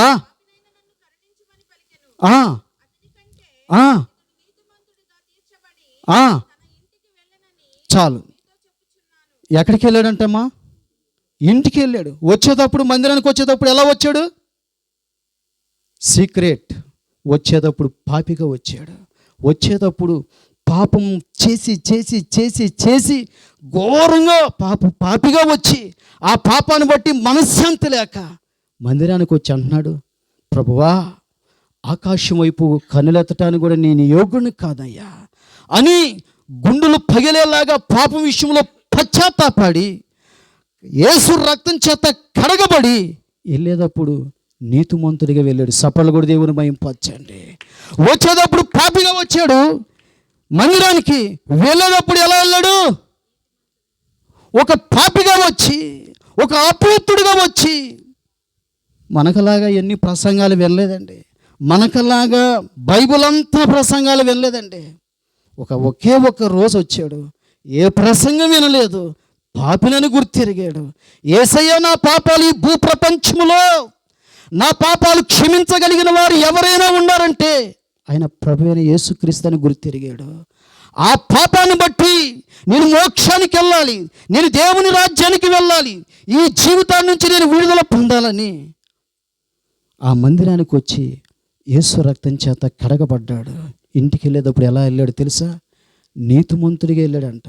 వచ్చేటప్పుడు పాపిగా వచ్చాడు మందిరానికి, వెళ్ళేటప్పుడు నా యేసయ్య అంటున్నాడు, ఈరోజు నీవు నీతిమంతుడిగా వెళ్ళాలి. సపళ్ళు కూడా దేవుని మహింపరచండి. ఈ సూటిగా నీతో మాట్లాడుతున్నాడు. నీలో దేవునికి నీకు ఆయాసకరమైన ఏదైనా పాపం ఉంటే అది అపవిత్రమని అంటారు, పాపివంటారు. దేవుడికి విరుద్ధమైన పాపం అంటారు. ఈరోజు నీవు శంకరు ఏ విధంగా పాపిగా వచ్చి నీతిమంతుడిగా తిరిగి వెళ్ళాలో నా దేవుడు నిన్ను కోరుకుంటున్నాడు. ఈరోజు నీ జీవితంలో సంవత్సరాల తరబడి, నెలల తరబడి, ఎన్నో రోజులు నీకు ఆయాసకరమైన, విడిచిపెట్టలేని, దేవునికి విరుద్ధమైన, నచ్చని అన్నీ కూడా నీ ఇష్టం వచ్చినట్టుగా ఎట్లంటే అట్లా జీవిస్తూ దర్జాగా నీ కాలాన్ని గడుపుతుంటే ప్రభు అంటున్నాడు, నువ్వు నాకు కావాలి, నువ్వు నాకు కావాలి నా కుమారుడా, నాకు కావాలి నా కుమార్తె.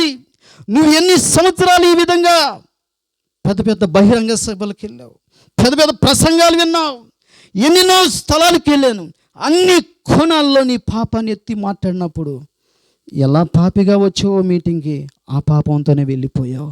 ఈరోజు పాపిగా వచ్చి పాపిగా వెళ్ళటానికి ఈరోజు ప్రభు చెబుతున్నాడు, దైవజనుడుగా దైవజనులో ఉండి చెబుతున్నాడు, నువ్వు పాపిగా వెళ్ళటానికి వీల్లేదు. రెండవదిగా పరిశుద్ధాత్మ దేవుడు చెబుతున్నాడు, ఎలా రోగంతో వచ్చేవో అలా రోగంతో వెళ్ళటానికి వీల్లేదు, ఎలా కన్నీటితో వచ్చేవో అలా కన్నీటితో వెళ్ళటానికి వీల్లేదు. కొంచెం మీరు మేలుకుంటే బాగుండి, నేను కూడా రేజ్ అవుతాను. హల్లెలూయా. నువ్వే కన్నీటితో వచ్చేవో అలా కన్నీటితో వెళ్ళటానికి నా ప్రభుకి ఇష్టం లేదు. నువ్వే నలుగురితో వచ్చావో, నువ్వే సిటుకుపోయి వచ్చావో, నా ప్రభు నీకు పరిష్కారం కలుగు చేస్తానన్న నీతో సూటిగా మాట్లాడుతున్నాడు. నీ కన్నీళ్ళు తుడిచే టైం వచ్చింది. ఇదే మంచి అవకాశం, ఇదే మంచి అవకాశం. శంకరి ఏ ప్రసంగం వినలేదు. నువ్వు వినిన ప్రసంగాలు శంకరి ఏ రోజు కూడా వాక్యం వినలేదు. నువ్వు వెళ్ళిన కూడికలు శంకరి ఏ రోజు కూడా వెళ్ళలేదు. చాలా జాగ్రత్తగా వినాలి. పరిశుద్ధాత్మ దేవుడు అధికారంగా మాట్లాడుతున్నాడు. హల్లెలూయా, హల్లెలూయా. ఇందాకే చెప్పాను 3 గంటలు 4 గంటలు ఉంది ప్రసంగం, కానీ నవ్వెత్తలేదు, కాకపోతే వాక్యంలోకి వెళ్ళిపోతున్నాను. హల్లెలూయా, హల్లెలూయా. ఈరోజు సీరియలు, సినిమాలు, రకరకాల పాపకార్యాలతో నువ్వు వస్తూ ఏ పాపంతో ఉండవు ఆ పాపంతో వచ్చి ఆ పాపంతో వెళ్ళిపోతే నీకు ప్రయోజనం ఏదని ప్రభు సూటిగా మాట్లాడుతున్నాడు. ఇక నా ప్రసంగం అయిపోతుంది. ప్రభు నీతో మాట్లాడుతున్నాడు. ఇది మంచి అవకాశం. ఈరోజు నేను ఏదో వచ్చానులే, ఈరోజు ఏదో వచ్చాను పోయాను కాదు. నువ్వు నమ్మితే నా ప్రభు కార్యం చేయబోతున్నాడు. నీ హృదయాన్ని ఆయనకి ఇవ్వకపోతే ఈ రోజే ఎట్లా తెలుసా శంకరు నువ్వు విన్న ప్రసంగాలు వినలేదు, నువ్వు చేసిన ప్రార్థనలు కూడా ఆయన చేయలేదు, కానీ స్పాట్లో పాపినని ఒప్పుకున్నాడు. అక్కడికక్కడే నీతిమంతుడిగా మారిపోయాడు. పాపులకు లేదు పరలోకములో, నీతిమంతులకు చోటు ఉంది. గట్టిగా సప్పట్లు కొట్టండి. హల్లెలూయా, హల్లెలూయా. నీకు పరలోకం కావాలంటే సరిచేయబడే దినం ఈరోజే. నీకు పరలోకం కావాలంటే మా బతికితే 90 కీర్తనలో చెప్పింది 11వ వచనం అనుకుంటా, 10వ వచనములు అనుకుంటా, 70. ఒకవేళ అధిక బలం ఉంటే వాకింగ్ అయ్యి చేస్తే 80. అధికమైన శక్తి ఉంటే, ఫిట్నెస్ ఉంటే ఇంకా తర్వాత నువ్వు వెళ్ళాల్సిందే 2 స్థలాలకి. నువ్వు కడగబడితే పరలోక రాజ్యంలో యుగాలు తరతరాలు ఉంటావు, రాజవీధుల్లో ఉంటావు. పాపంతో చచ్చిపోతే నరకానికి వెళ్ళిపోతావు. దీన్ని ఏదో సింపుల్గా తీసుకోవద్దు. ప్రభు నీతో మాట్లాడుతున్నాడు. ప్రభు సూటిగా నీతో మాట్లాడుతున్నాడు. ఇందాక చెప్పాను, ఇప్పుడే పరిశుద్ధాత్మ దేవుడు తిమ్నాత్ పట్టణానికి వెళ్తున్నప్పుడు గర్జించు ఒక కొదమ సింహం వచ్చినప్పుడు సంసోను మీదకి అభిషేకం రేగింది. అలాగే పరిశుద్ధాత్మ దేవుడు ఇప్పుడు రేగుతూ ఉన్నాడు, నీతో మాట్లాడు. కొంచెం శ్రద్ధ పడితే మళ్ళా ఈ దేవుడు నీతో ఈ మాటలు మాట్లాడు. ఈరోజు నీ భవిష్యత్తు పూర్తిగా మారిపోవాలంటే నిన్ను దేవునికి అప్పగించుకో తల్లి. నువ్వు దేవుని దగ్గర నువ్వు సరి చేసుకుంటే నీ అప్పులు మాయం, నీ రోగం మాయం, నీ సమస్యలు మాయం. దేవుడు నిన్ను క్షేమంగా పెడతాడు. సపలు కూడా దేవుని మయం, దేవుని క్షేమంగా పెడతాడు. చూడండి, మీకు తెలుసో లేదు, అపోస్తల కార్యం 8వ అధ్యాయం అనుకుంటా, తీన అవసరం లేదు. ఒక ధనవంతుడు, ఒక నసంపకుడు యెషయా గ్రంథం చదువుకుంటూ ఆ పుస్తకాన్ని 53వ కీర్తన చదువుకుంటూ దానికి అర్థం కాల యేసుప్రభు శిలువ గురించి. రథం మీద వెళ్తున్నాడు, బాగా ధనవంతుడు, గొప్పవాడు, సర్వసంపదలు కలిగిన వాడు, వర్ణించడానికి టైం లేదు. బాగా పాపములో డొల్లాడుతున్న వ్యక్తి, నరకం ఉందని పరలోకం ఉందని తెలియదు. ఇదే జీవితం, ఇదే శాశ్వతం అనుకున్నాడు. ఈరోజు నువ్వు కూడా అలా అనుకుంటున్నావేమో. ఒకసారి కన్ను మూస్తే నీ పరిస్థితి ఏంటో ఆలోచన చేసుకుంటున్నావా? నాకు అన్నీ బాగుండేలే,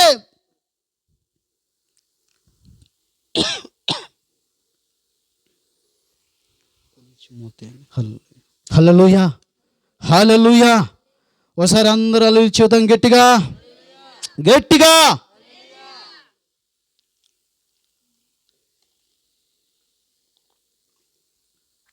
పరిశుద్ధాత్మ దేవుడు చెబుతున్నాడు. ఏం చెబుతున్నాడో తెలుసా? పిలుపుతో చెబుతున్నాడు. ఇదిగో ఆ ధనవంతుడు పాప భోగాల్లో నలిగిపోతూ యెషయా గ్రంథం చదువుతున్నాడు. తనకు అర్థం కావట్లేదు. వెళ్ళి పరిగెత్తుకుంటే వెళ్ళి సువార్త చెప్పు. అక్కడికక్కడే చెప్పాడు, అయ్యా నరకం ఉంది, పాపం ఉంది. తన పాపం ఏంటో అతనికి తెలుసు కాబట్టి ఇప్పుడే నాకు బాప్తీసం ఇవ్వమంటే ఎల్లే దావలో బాప్తీసం ఇచ్చాడండి. హల్లెలూయా హల్లెలూయా. సిలువలో దొంగ కూడా స్పాట్లో 2 దొంగలు సిలువ వేయబడ్డారు. మీకు బాగా తెలుసు, నాకన్నా బాగా చెబుతారు. 3 ప్రాణాలతో ఉండారు, సావుగడిలో ఉండారు, స్టివర్ స్టేజ్లో ఉండారు, అప్పుడు ప్రాణం పోయే పరిస్థితిలో ఉండారు. దొంగకు అర్థమైపోయింది, కుడి పక్కనున్న దొంగకు అర్థమైపోయింది, నేను పాపిని, నేను చస్తే నరకానికి వెళ్తాను, చచ్చేటప్పుడు కూడా పాపంతో చస్తే నరకానికి వెళ్ళిపోతాను, చచ్చేటప్పుడు కూడా మారుకోకుండా వెళ్తే నిత్య నరకానికి వెళ్తానని తెలుసుకున్నాడు. దేవుని దగ్గర చివరిలోనండి ఏ ప్రసంగం వినలేదు, ఏ ప్రార్థన చేయలేదండి. చివరిలోనండి ఏ మందిరానికి వెళ్ళలేదు, ఏ మీటింగ్కి వెళ్ళలేదండి, సేవలు కూడా రాలేదండి. బాగా వినండి. సావుగడిలో అప్పుడు పోయే టైంలో ప్రభుని అడిగాడు, నీ రాజ్యంలో వచ్చినప్పుడు నన్ను కూడా జ్ఞాపం చేసుకున్నాడు. ప్రభు అన్నాడు, ఆయనకున్న కృప ఏంటంటే ఎంత పాపినైనా చేర్చుకోవటమే కానీ తోసివేసే దేవుడు కాదు. ఈరోజు నిన్ను ప్రేమిస్తున్నాడు. నీ కుటుంబాన్ని ఆశీర్వదించాలని, నీకు పరలోక రాజ్యంలో ఒక చోటు ఇవ్వాలని, జీవగ్రంథంలో నీకు పేరు రాయాలని ఈరోజు నేను నాకు కూర్చున్నాను. పిలుపు గారు మరి తన కుమారుడు, నిజంగా నేను కాసేపు చాలా దుఃఖపడ్డాను. వాళ్ళు చేసే పరిచర్య చాలా శ్రమ పడుతున్నారు. ఎంతమంది రావటానికి ఎన్ని కన్నీళ్ళు. నాకు తెలుసు, ఒక ఆత్మ ఇటువంటి వాక్యాన్ని వినిపించాలంటే నా గంట ప్రసంగం గంట పనిచేది. మీకు ఒకే ఒక మాట నాకు తెలుసు, ఒక్క మాట, ఒక్కొక్కరికి ఒక్కొక్క మాట, ఒక మాట నీ చరిత్ర మారిది నమ్మితే, నమ్మపోతే మారదండి. హల్లెలూయా. వాళ్ళు ఎంత ప్రయాసపడి ప్రతి నెల పెడుతున్నారు తెలుసా? కొంతమందినైనా దేవుని రాజ్యానికి నడిపించాలని. సపర్లు కూడా దేవుని మహింపరచండి. వాళ్ళ ప్రయాస, వాళ్ళ కన్నీళ్లు కొన్ని ఆత్మలైనా దేవుని రాజ్యానికి నడిపించాలని. చూడండి, దావీదు చేసిన పాపం ఎవరు చేయలేదు. పశ్చాత్తాపడ్డాడు, కడగపడ్డాడు, దేవునికి ఇష్టడుగా మారిపోయాడు. ఈరోజు నువ్వు దేవునికి ఇష్టడుగా మారినట్టయితే నిన్ను ఆశీర్వదిస్తాడు, నీ బిడ్డలను ఆశీర్వదిస్తాడు, నీ యొక్క కుటుంబాన్ని ఆశీర్వదిస్తాడు, నీ యొక్క ప్రతి అవసరత దేవుడు తీరుస్తాడు. చూడండి, ప్రతి అవసరత ఎక్కడో తెలుసా? ప్రతి అవసరత ఎక్కడో తెలుసా? పరిశుద్ధాత్మ దేవుడు చెబుతున్నాడు. 4:19 చూడండి, ఫిలిప్పీలు చదవయ్య గారు. 4:19 కాగా దేవుడు ఐశ్వర్యం చొప్పున క్రీస్తు యేసు మహిమలో. చూసారా? ప్రతి అవసరం, చిన్నదైనా పెద్దదైనా ఏదైనా ప్రతి అవసరత ప్రతి అవసరత దేవుని మీద ఆధారపడితే దేవునితో సహా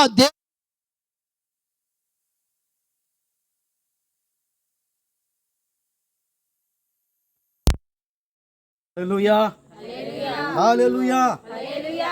నేను అల్లు చెప్పుకున్నాను.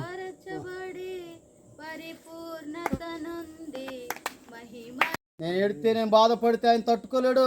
కంటిలో తేమ పెట్టుకున్నా తట్టుకోలేడు. కళ్ళంటే చుక్క పెట్టినా తట్టుకోలేడు.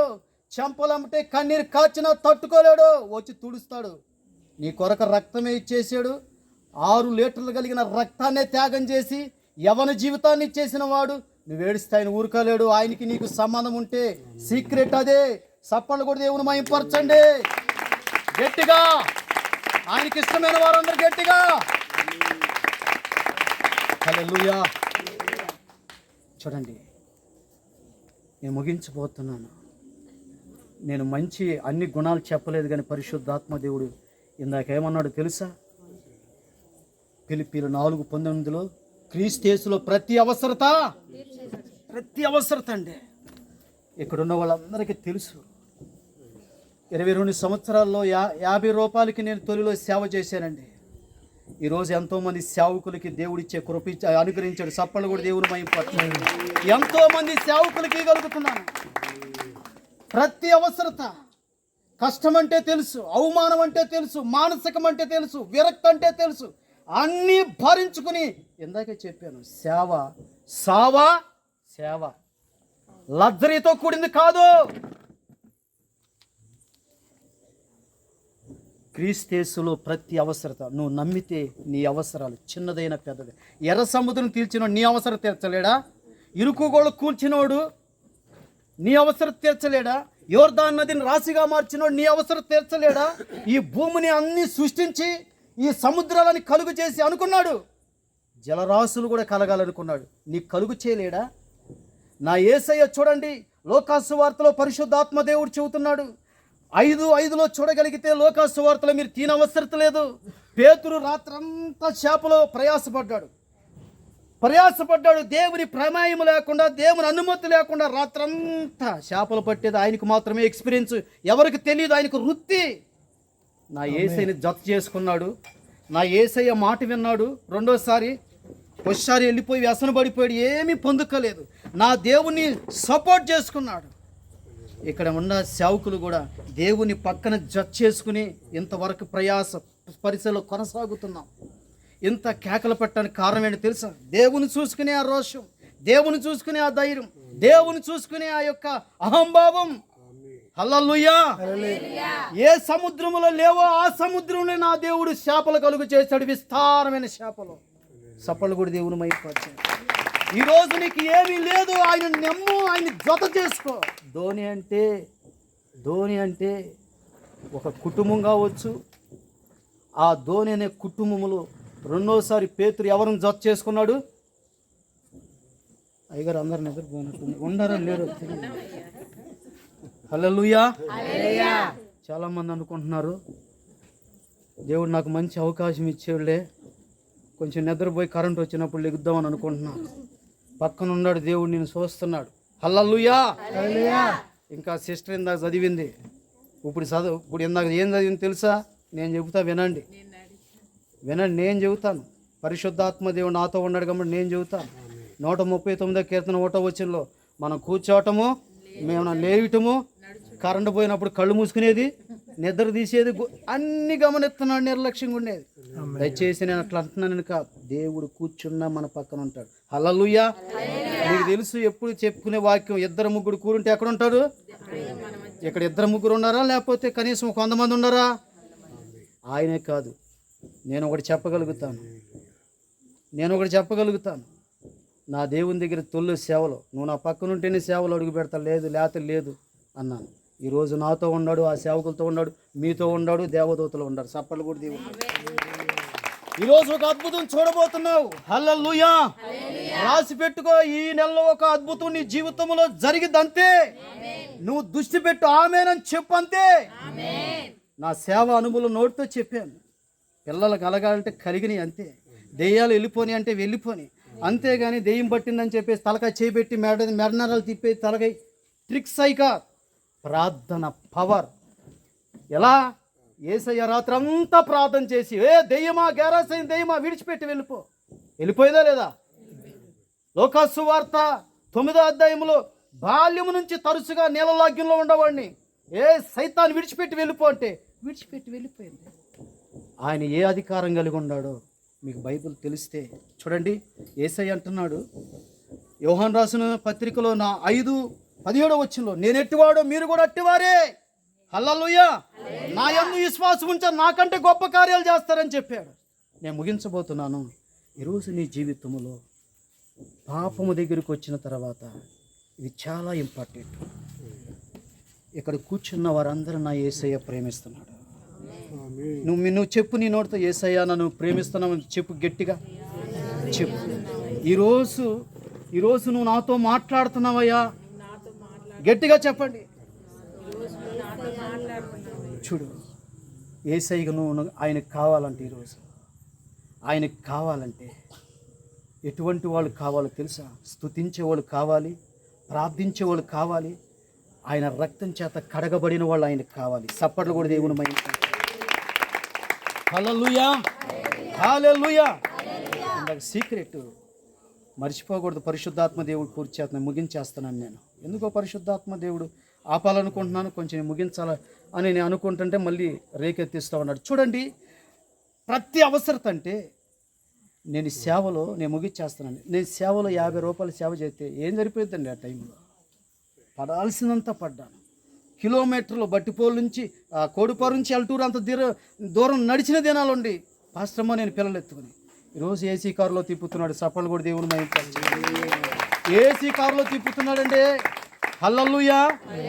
అంటే ఏదో చెప్పి ఏదో మీ ఎదురు చెప్పుకుని నాకేదో దేవుని మహింపరచడానికి చెబుతున్నాను.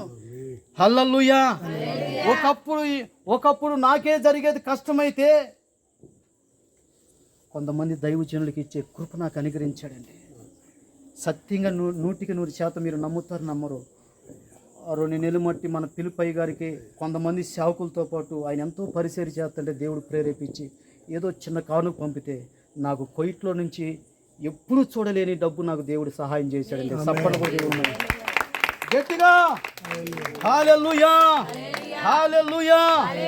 ఒకప్పుడు నేను సేవకెళ్ళినప్పుడు ఏమీ లేదండి. ఈరోజు అక్కడున్న నా తోటి సేవకులు కానీ కొంతమంది వ్యక్తి కంటే నా విశ్వాసుల కంటే టాప్ పొజిషన్లో పెట్టాడండి. దేవునికి మహిమ రాని. హల్లెలూయా. నాది ఏమీ లేదండి, ఏదైనా ఉందంటే. ఎందుకు ఈ సబ్జెక్ట్ చెబుతున్నంటే, క్రీస్తునందులో ఆయన ప్రతి అవసరత, నీ అవసరత ఆయన తీరుస్తాడు. ఈరోజు నీ అవసరం తీర్చాలనుకున్నాడు. తీర్చాలా వద్దా? నిన్ను ఇక్కడికి నడిపించింది ఎందుకో తెలుసా?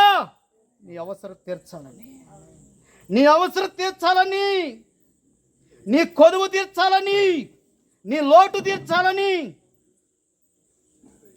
నా యేసయ్య చెబుతున్నాడు. చాలు నా కుమార్తె నువ్వు పడిన బాధలు, చాలు నువ్వు ఏడ్చింది, ఇక చాలు రేతుని మేలుకుని మానసికంగా అల్లాడింది, ఇక చాలు నీ దుఃఖ దినాలు సమాప్తమైపోతాయని దేవుడు చెబుతున్నాడు. యెషయా గ్రంథం 60:20 ప్రకారం నేను ముగించబోతున్నాను. పరిశుద్ధాత్మ దేవుని. హల్లెలూయా. అందుకని దావీదు అంటున్నాడు, 3 చెప్పాను ఎన్నో ఉండయి అంటున్నాడు, నేను ఇంతగా ఆశీర్వదింపబడటానికి నేనే పాటువాడిని, నా కుటుంబం మూలవాక్యం మర్చిపోకూడదు. కారణం ఏంటో తెలుసా? స్తుతించేవాడిని దేవుడు ఆశీర్వదిస్తాడు. ప్రార్థన చేసేవాడిని, దేవునితో సహవాసం చేస్తూ ప్రార్థన చేసేవాడిని దేవుడు ఆశీర్వదిస్తాడు. పాపాన్ని ఎప్పటికప్పుడు కడిగి పరిశుద్ధంగా ఉన్నవాడిని దేవుడు ఆశీర్వదిస్తాడండి. హల్లెలూయా. 3వదిగా ఏంటో తెలుసా? మనం క్షమించే గుణం కలిగి ఉండాలండి. ఏం కలిగి ఉండాలంట? క్షమించే. దావీదుకున్న లక్షణం ఏంటో తెలుసా? దావీదుని సౌలు ఎన్నోసార్లు చంపడానికి వచ్చాడండి. ఎందుకో తెలుసా? సౌలు చేయలేని యుద్ధము దావీదు చేసేసాడు. ఎట్లా తెలుసా?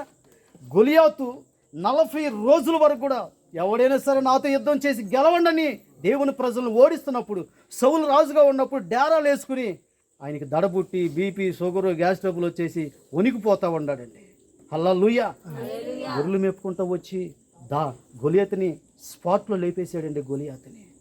అందుకని చెప్పేసి అక్కడ రాజుకెల్లా స్తుతులు సౌలు రాజుకెల్లా 1000 స్తుతులైతే దావీదుకి ఎన్ని స్తుతులంట? 10,000 స్తుతులని, వేల కొలది స్తుతులు. కాబట్టి అక్కడి నుంచి అసూయపడి ఎన్నోసార్లు చంపాలని ఎన్నో రకాలుగా ప్రయత్నం చేసినప్పుడు దావీదుకు ఒకరోజు దొరికాడండి. హల్లెలూయా. సంపటానికి వచ్చి ఒక చోట ఒక గృహలో పడుకున్న తర్వాత, నేను ముగించబోతాను, పడుకున్న తర్వాత పక్కన వాళ్ళు అంటున్నారు, రాజా నేను చంపటానికి ఎన్నో సంవత్సరాలు అడవుల్లో ఇంట్లో లేకుండా వీళ్ళ మూలన అడవుల్లో ఎక్కడెక్కడ ఉండవు కాబట్టి వీళ్ళు ఈరోజు సౌలు నిన్ను చంపటానికి వచ్చి అలిసిపోయాడు, పడుకున్నాడు. ఈరోజు నువ్వు అంటే ఈయన చంపేస్తామంటే దావీదు అంటున్నాడు, ఆయన అభిషేకించబడిన వాడు, నేను అభిషేకించబడినవాడుగా, అభిషేకించబడిన వాడిని ముట్టకూడదు అని చెప్పేసి నిద్రపోతుంటే ఈటి పక్కన పెట్టుకుని, నీలబుడ్డి పక్కన పెట్టుకుంటే వస్త్రశము కోసుకున్న దానికి దావీదు నొచ్చుకున్నాడండి. దావీదుకి క్షమించే గుణం ఉంది, సౌలుకి క్షమించే గుణము క్షమించేవాడినే దేవుడు ఆశీర్వదిస్తాడు. ఎట్లా తెలుసా? 2 సమూయేలు 3వ అధ్యాయంలో ప్రారంభ వచనంలో ఏం రాయబడిందంటే, ఇదిగో దావీదు అంతకంతకి ప్రబలమైపోయాను, సౌలు అంతకంతకి ఆ కుటుంబం అంతకంతకి నీరసిల్లిపోయింది, దావీదు కుటుంబం అంతకంతకి ప్రబలమైపోయిందంటే దావీదు కుటుంబం అంతకంతకి దీవించబడింది, సౌలు కుటుంబం అంతకంతకి నష్టపోయిందండి. కారణం ఏంటో తెలుసా? దేవుని కలిగిన బిడ్డలు, యేసయ్యని కలిగిన బిడ్డలు, యేసయ్యతో సహవాసం ఉండే బిడ్డలు క్షమించే మనసు ఉండాలండి. హల్లెలూయా, హల్లెలూయా. క్షమిస్తేనే మత్తయి సువార్త 6:14 అంటాడు, మీరు మనుషుల అపరాధములు క్షమిస్తే, ఏమంటున్నాడు? మనుషుల అపరాధములు మీరు క్షమిస్తే నేను నీ అపరాధములు నువ్వు మనుషుల అపరాధములు క్షమించకపోతే నేను నిన్ను క్షమించను. ఈరోజు నీకు క్షమించే గుణం ఉందా? దేవుడు సూటిగా మాట్లాడుతున్నాడు. స్తుతించే అనుభవం ఉందా? ప్రార్థించే అనుభవం ఉందా? నీ పాపాన్ని గురించి ఎప్పుడైనా ఆలోచన చేసావా? ఎప్పుడైనా క్షమించే మనసుందా? వాక్యం అంతా కాదండి, క్షమించే మనసుందా? నా యేసయ్య పోస్ట్ సిలువలో మాట మాట్లాడింది 7 మాటల్లో పోస్ట్ నెంబర్ 1 ఏ మాట? నేను చెబుతా వినండి. తండ్రి వీరేమి చేసినా వీరుగురు. దావీదు క్షమించాడే లేదా సౌలుని? చూడండి, క్షమించేవాడే దేవునికి కావాలండి.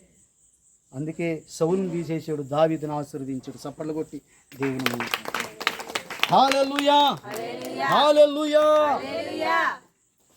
ఈరోజు ఒకవేళ దేవుని బిడ్డలైన మీరు క్షమించే మనసు ఉంటే మీ జీవితంలో ఎప్పుడు చూడలేని అద్భుతాలు చూస్తారు. ఈ సీక్రెట్. చప్పట్లు కూడా దేవుని మహింపారు. మీరు క్షమించే మనసు కలిగి ఉంటే దేవుడు మిమ్మల్ని అంతకంతకు ఆశీర్వదిస్తాడు. ఎట్లా తెలుసా? క్షమించలేనివాడు ఏమైపోయాడు? క్షమించలేని కుటుంబం ఏమైపోయింది? నేను చెబుతాను, మీరు నిద్రపోతున్నట్టున్నారు. హల్లెలూయా. సౌలు కుటుంబం అంతకంతకు మొక్క చెక్కలైపోయిందండి మన భాషలో. అనుకోవచ్చు కదా, సౌలు కూడా వీడు ఎన్ని సంవత్సరాలు నేను ఇంటిలోనే నన్ను పెట్టకుండా, భార్య దగ్గర పెట్టకుండా, ఇంట్లో వాళ్ళతో గడపకుండా, అడవిలో కొన్ని సంవత్సరాలను తరివి సమ్మటానికి వచ్చినాన్ని, ఇన్ని యుద్ధాలు ఈడు చేయలేని యుద్ధాలు నేను చేసిన అంటే అయిపోతాడు కదని అనుకోలేదండి. దేవుని చేత అభిషేకింపబడి నేను ముట్టకూడదు, నా దేవుడు క్షమించే గుణం కాబట్టి ఆయన బిడ్డనైనా నేను కూడా క్షమించే మనసు కావాలి కాబట్టి నేను క్షమించాలని తీర్మానం చేసుకున్నాడండి. ఈరోజు నీ జీవితంలో సూటిగా మాట్లాడుతున్నాడు.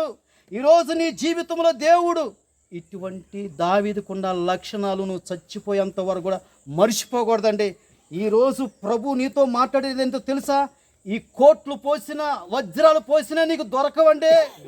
ఇటువంటి పరిశుద్ధాత్మ ఒకరిలో ఒక్కొక్క రీతిగా మాట్లాడితే ఈరోజు ఈ సేవకుల్లో నదిలాగా ప్రవహిస్తుంది వాక్యం. నువ్వు క్షమించే మనసు కలిగి ఉండాలి. స్టెఫను రాళ్ళతో కొడుతున్నప్పుడు సింపుల్గా చెప్పేస్తున్నాను, అపోస్తుల కార్యం 7వ అధ్యాయం అనుకుంటా, మోకరించి వాళ్ళు రాళ్ళతో కొడుతున్నప్పుడు ఆకాశం తెరవబడి అంటున్నాడు ఆయన, ప్రభువా ఈ పాపం వాళ్ళ మీద మోపొద్దు అని చెబుతున్నాడండి. ఆ మోపి వాళ్ళ చేత రక్తాలు వచ్చి ప్రాణం పోయే పరిస్థితుల్లో కొన ఊపిరిలో ఈ పాపం వాళ్ళ మీద మోపొద్దయ్యా, క్షమాపణ, వాళ్ళ విషయంలో క్షమాపణ కోరి ప్రాణాన్ని విడిచిపెట్టాడండి. దేవుని బిడ్డకుండా లక్షణం క్షమించే మనసు అండి. నువ్వు క్షమించే మనసు కలుగుంటే నీ బిడ్డలో నిన్ను దేవుడు, నీ యొక్క కుటుంబాన్ని కూడా దేవుడు ఆశీర్వదించడం ప్రారంభిస్తాడండి. హల్లెలూయా. కొంతమందికి క్షమించే మనసు ఉండదండి. క్షమించే మనసే భయంకరంగా ఏడిచి ప్రార్థన చేస్తారు. కానీ ఎవరు ఏదన్నా ఉంటే వాళ్ళు నిద్రపోకుండా ఎప్పుడు దొరుకుతారా, నరుగుతామా, కోద్దాం, ఎన్నో ఆలోచనలు కలిగి ఉంటారండి. హల్లెలూయా. ఇద్దరు ఎట్టాగే మీరు ఏమనుకోండి మాట చెప్పి నేను ముగిచ్చేస్తాను. ఎందుకో పరిశుద్ధాత్మ ఇది కూడా చెప్పండి చెబుతాను. ఇద్దరు ఎట్టాగే మీటింగ్లకు వెళ్తున్నారంట.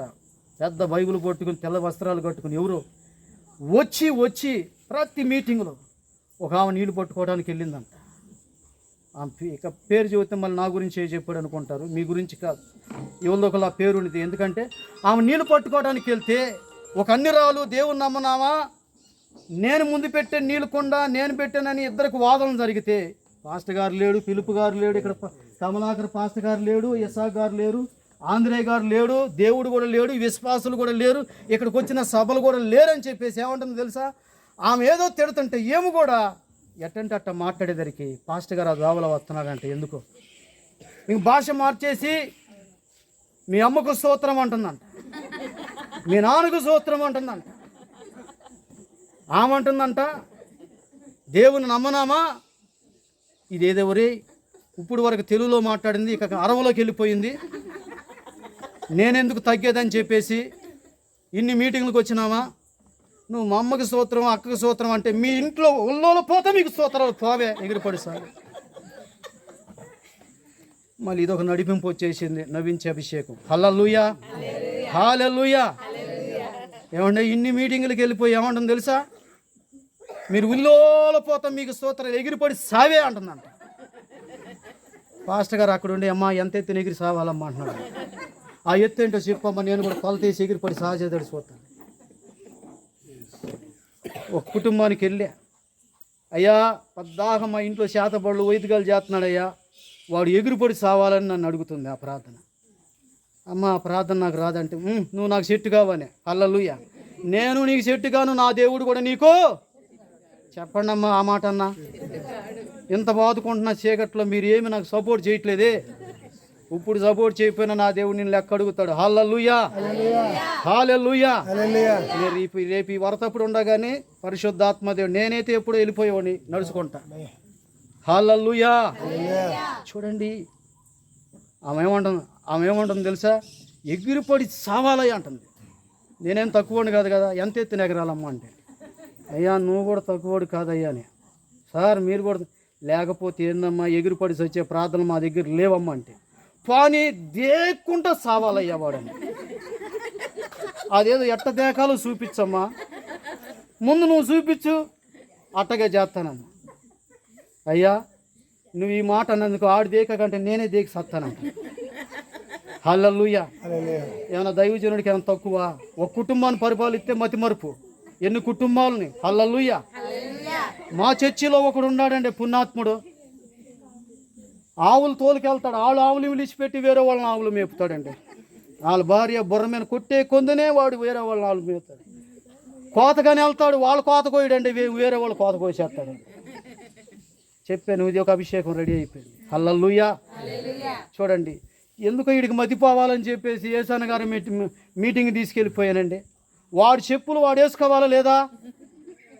ఏమండి ఏం మాట్లాడతలేదే, మీరు ఎట్ట నిద్రపోతారో చూస్తా. హల్లెలూయా. వాడి చెప్పులు వాడు వేసుకోవాలి కదా.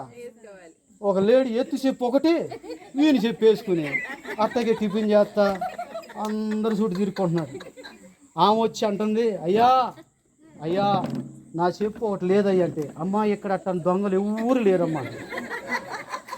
ఏమంటుందంట, అట్టంటి పుణ్యాత్ములు ఎవరు లేరు. ఏసాన గారి అంతా పరిశుద్ధులయ్యా అని కిందంగా చూసిందండి. ఈ పుణ్యాత్ముడు ఒకటి ఎంత ఎత్తుని, అది 5 అడుగులో ఏమో చెప్పామా, ఆ దేశకుని దేశమంతా తిరిగాడండి. అది కాక ఆ టైంలోనే వానికి ఈ రోజున పుట్టుకొచ్చా.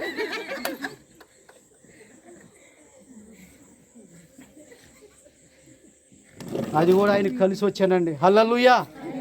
చెప్పేసుకున్నవాడు ఈ మతిమరువాడు అక్కడ తాగలేదండి. ఇంకోటి ఏం చేశాడో తెలుసా, ఇంకా ఎవరైనా నిద్రపోతే ఎట్టపోతారు చూస్తా. హల్లెలూయా. మీరు నవ్వుతుండగానే నా దేవుడు అద్భుతాలు చేస్తున్నాడు. హల్లెలూయా.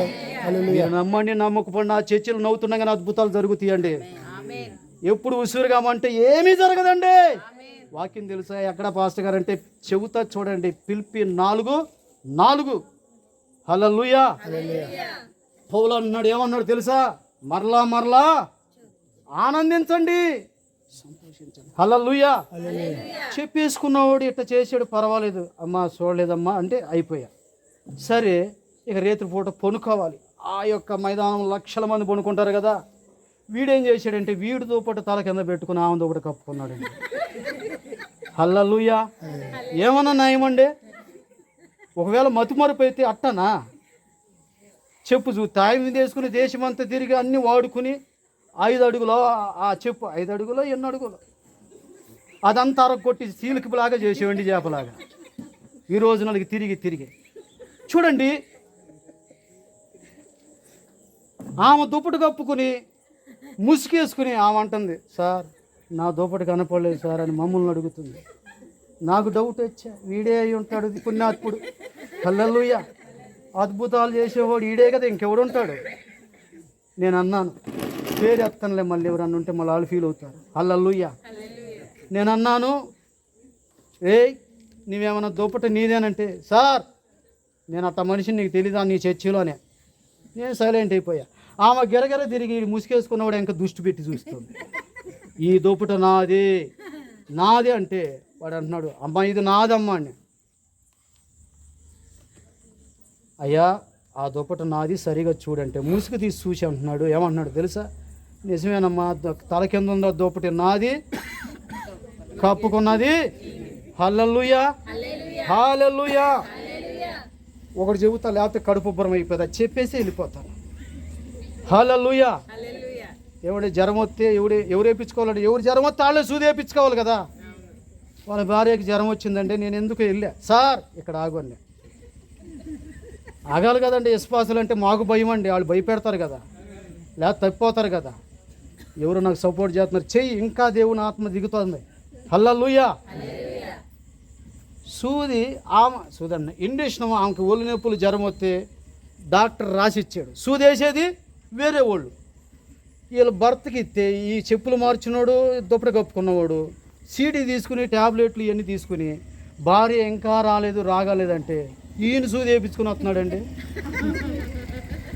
హల్లెలూయా. హల్లెలూయా. కనుక ఎందుకు ఈ విధంగా చేస్తున్నానంటే, ప్రభు ఒకరోజు చెప్పాడు, నా కుమారుడా, చాలామంది దుఃఖంలో వస్తూ ఉంటారు, చాలామంది వ్యాధుల్లో ఉంటారు, ఇది కూడా నీకు అవసరమే. హల్లెలూయా. హల్లెలూయా. దావీదుకున్న లక్షణం ఏంటో తెలుసా? నాకు కూడా ఇక కొంచెం ఆలోచన చేస్తున్నా, ఇంకా ముగిచ్చేయాలనుకుంటున్నాను. పరిశుద్ధాత్మ దేవుడు నన్ను విడిచిపెడతల్లా. చూడండి, దావీదుకున్న ఇంకొక లక్షణం ఏంటంటే దేవునికి ఇచ్చే మనసు అండి. ఎక్కడో తెలుసా? 1 దినవృత్తాంతముల గ్రంథము 29వ వచనము 3వ వచనం కాడ నుంచి బైబిల్ తీయాల్సిన అవసరం లేదు. చూడండి, ఆయన మందిరం మక్కువ చేత ఏం చేశాడంటే వెండి బంగారం ఖరీదుగైన సొంత సొమ్మంతా ఇచ్చాడండి. ఇంటికెళ్ళి కూడా చదువుకోండి, అక్కడ ఇచ్చాడండి. ఇప్పుడు నేనైనా మీరైనా కాలుకో చిల్లరలు వేస్తూ ఉంటాం. చూడండి, ఆయన దేవునికి ఇవ్వటం వల్ల దేవుడు ఆయన్ని ఉన్నతమైన పొజిషన్లో ఆశీర్వదించాడండి. దేవునికి ఇచ్చిన వారు ఎన్నడూ నష్టపోలేదండి. దేవుడు నన్ను క్షమించాలి. ఈ రోజు వరకు కూడా కొన్ని సంవత్సరాలు నా బామర్దికి, మా మామగారికి, కొంతమంది సేవకులకి ఇచ్చేటట్టుగా నా పాస్టమ్మకి నాకు ఆ కృప ఇచ్చాడండి. హల్లెలూయా. ఇప్పుడు ఇంకా పెరిగిపోయారండి దేవుడు సహాయం చేయటానికి. ఎవరెవరు కొంచెం పేద సేవకులు ఉన్నారు, నేను ఎన్ని బాధలు పడ్డానో వాళ్ళు పడకూడదని నాకు కలిగింది నేను ఇవ్వాలని. ఎందుకో తెలుసా? మీరు ఇచ్చేది దేవుడు చూస్తాడా లేదా? ఎక్కడ చూస్తాడు చెప్పండి? లోకా సువార్త 21వ అధ్యాయము ప్రారంభ వచనములో ఒక ఆమె పేద విధవరాలు 2 కాసులు వేసినప్పుడు దేవుడు పార చూశాను. హల్లెలూయా. ఆయన నిన్ను చూసే దేవుడు అండి. ఈరోజు నీ జీవితంలో నువ్విస్తే నీ జేబులు, నీ సమృద్ధి దీన్ని సీరియస్గా యాక్షన్ తీసుకుని ప్రతి శాపం కొట్టివేయబడిద్దండి. హల్లెలూయా. ఒక స్త్రీ ఎప్పుడు జరగని అద్భుతాలు కూడా జరిగిపోతాయండి నువ్వు దేవునికి ఇవ్వటం వల్ల. దేవునికి ఇచ్చి నష్టపోయిన వాళ్ళు ఏ గ్రంథములైనా ఉందా?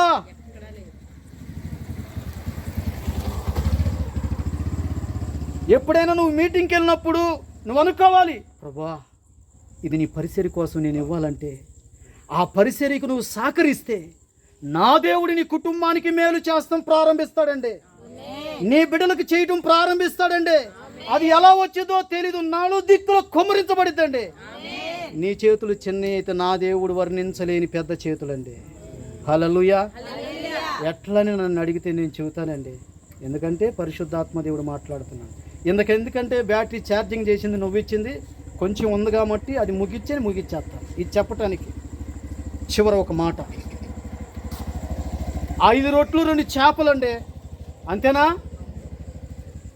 మీరు ఎక్కడ వెతికిన సువార్తలో ఎక్కడ కనపడతాడంటే యోహాన్ రాసిన సువార్తలు కనపడతాడు. అక్కడ వేల మంది వచ్చారు, వాళ్ళంతా పెద్ద ముద్రలు, మీరు ఇక్కడ అన్నారని అనుకోవద్దు. వాళ్ళంతా చాలా పిసినారులు అండి. వాళ్ళ కుటుంబమేమో వాళ్ళ పిల్లలేమో వాళ్ళు చూసుకుని వాళ్ళు ఉండటమే కానీ ఆ మీటింగ్కి వస్తే ఒక్కళ్ళొక్కరు ఏమీ సహాయం చేయలేదండి. నేను చెప్పేది సత్యం అండి. బైబుల్ చూసుకోండి ఇంటి దగ్గరికి వెళ్ళిన తర్వాత యోహాను సువార్తలో. హల్లెలూయా. 5 రొట్టెలు 2 చేపలు స్త్రీలు కానీ పురుషులు కానీ యవనస్తులు కానీ ఎవరు ఇవ్వలేదండి. మనిషికి ఎన్ని దశలండి తెలుసా? 4 20? నేను చెబుతా వినండి. బాల్య దశ, యవన దశ, నడిప్రాయ దశ, మన భాషలో పింఛన్ దశ. హల్లెలూయా. హల్లెలూయా. అందరూ వచ్చేసారండి, అన్ని దశలు కలిగిన వారు. ఎంతమందికి పంచటానికి మీ దగ్గర ఏమైనా ఉందా అంటే అందరూ ఏమి ఎత్తురాలేదండి. ఒక చిన్నవాడు ఎత్తుకొచ్చి 5 రొట్టెలు 2 చేపలు ఎత్తే నా ప్రభు 5,000 మంది తినంగా ఎన్ని మిగిలినవి? 12 గంపలు. చప్పళ్ళు కొట్టు. ఈరోజు నువ్వు దేవునికి ఇస్తే నీ చరిత్ర తిరగరాస్తాడు. అనుభవంతో చెబుతున్నాను, ఎక్స్పీరియన్స్తో చెబుతున్నాను. ఇచ్చేటట్టుగా ఉంటావు కానీ తీసుకునేటట్టుగా పెట్టడండి.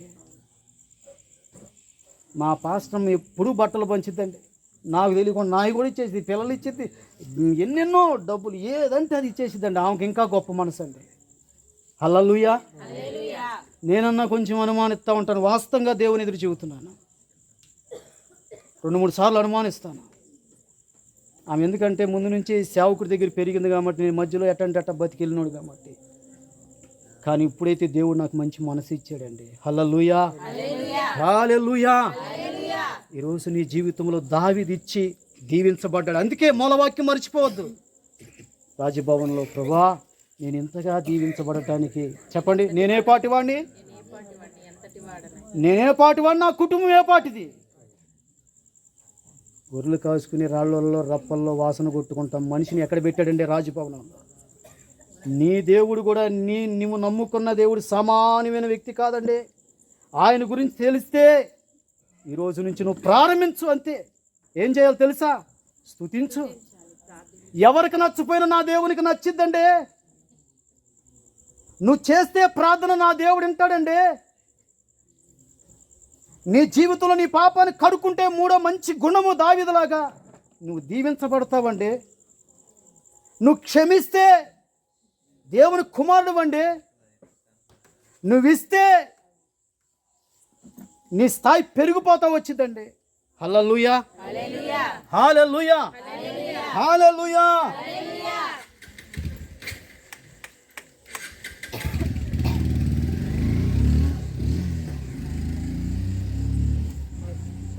ఒక అమ్మాయికి చెప్పాను, డాక్టర్లు కూడా చెప్పాడు, నా దేవుని ఎదురు చెబుతున్నాను.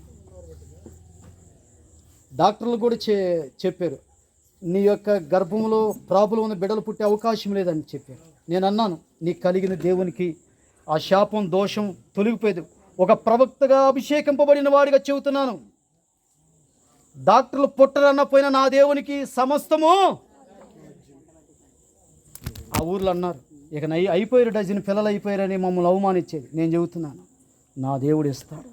అన్నాకి ఇచ్చిన దేవుడు నీకు కూడా, వాళ్ళకి దేవుడు కాదు, నీకు కూడా దేవుడే. ఇక్కడ ప్రవక్త ఉన్నాడు, పిలువబడి సేవకుడు. హల్లెలూయా. పొట్టు కోసం కూటు కోసం కాదు, సస్తానికైనా వచ్చిన సేవకుడు ఇక్కడ ఉన్నాడు. నా దేవుడు చెబుతాను, నీకు బిడ్డలు అవుతారని. ఈరోజు నువ్వు తలదించుకుంటున్నావు, రేపు తలెత్తుకునే దినాలు చాలా ఆసన్నమైన ఈ మంచి రోజు రాబోతున్నాయి. నీ బిడ్డలను ఎత్తుకుని రాబోయే దినాలని నా నోటితో ఏదో పలికెను. ఆ సంవత్సరం తిరిగిన తర్వాత ఫస్ట్ ఒక బిడ్డ అయ్యాడు, రెండో బిడ్డ అయ్యాడు. వాళ్ళంతా తలదించుకున్నారు, ఆశ్చర్యపోయారు. సప్పళ్ళు కూడా దేవుడు మా ఇంట్లో. ఇంకా చాలా ఉన్నాయి. దయచేసి కరెంట్ వచ్చిద్దాం అనుకుని రాలేదు, అది కూడా. ఏది ఏమైనా కానీ పరిశుద్ధాత్మ దేవుడు కేకలు పెట్టి వినిపిస్తుంది. తెలుసా, నా దేవునికి నువ్వు ఎలా వచ్చావు, ఈరోజు వెళ్ళటానికి తీర్మానం చేసుకో. నువ్వు ఒక వారం ఇట్లా ప్రాక్టీస్ చేయి, కూర్చో ఇంటి దగ్గర, వచ్చి రాని పాట పాడు. పరలోకాన్ని కదిలిచ్చిద్ది, పరలోకాన్ని సింహాసాన్ని కదిలిచ్చిద్ది. కదిలిస్తమే కాదు, అవసరమైతే నీ ఇంట్లో దిగిద్ది. హల్లెలూయా, హల్లెలూయా, హల్లెలూయా. ఇక ప్రార్థన చేయటం ప్రారంభించు. నిన్ను నువ్వు పరీక్షించుకుని కడుక్కోవటం ప్రారంభించు. ఆటోమేటిక్గా సంవత్సరం తిరిగే లోపల నీ పరిస్థితి మార్పు జరిగిపోయింది అంతే.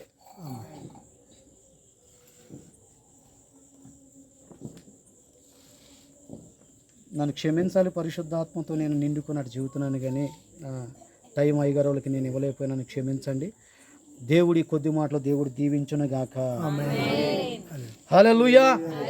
నేను అనుకుంటున్నాను, పరిశుద్ధాత్మ ఎవరు నిద్ర పనికోకుండా చీకటైనా ఏ మాట కావాలో ఆ మాట వినిపించాడని 100% నేను సంతోషిస్తాను. నమ్మిన వారు సపలు కూడా దేవుడు మహింపాడు. చిన్న ప్రార్థన.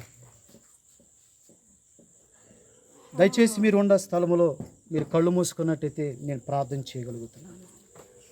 మీరు నమ్మండి, నా నోటు నుంచి ఏది బయలుదేరుతుందో అదే జరగబోతుంది. పరిశుద్ధాత్మ ఈ స్థలములో సంచారం చేస్తున్నాడు. ఈరోజు ఒక్కళ్ళు ఒక రీతిగా వచ్చే సంతానం లేకుండా నాకు అర్థమైపోతుంది. అప్పులో ఉన్నవారు అర్థమైపోతుంది. ఏదో కావాలి చెప్పేది కాదు, కావాలి చెబితే ఏమి జరగదు. మహాపరిశుద్ధుడా నీకు వందనాలు. దావీదుకి ఈ లక్షణాలు ఉండే ప్రభు. ఇదిగో ప్రభా నీకు వందనాలు. ప్రభా బిడ్డలు స్తుతించి అలవాటు చేయయ్యా. భక్తులు ఆ రోజు స్తుతించారయ్యా, ప్రార్థించారయ్యా. వాళ్ళ జీవితాల్లో ఉన్న పాపాన్ని కడుక్కున్నారయ్యా. వాళ్ళు క్షమించే స్థితి కలిగి ఉన్నాడు దావీదు. నీకిచ్చి వాళ్ళు దీవించబడ్డారయ్యా. ఈరోజు ఎవరు ఏ పరిస్థితుల్లో వచ్చారో ఎవరిని విడిచిపెట్టకుండా అద్భుతం చేయమని యేసు నామమున అడిగి వేడుకున్నాను తండ్రి.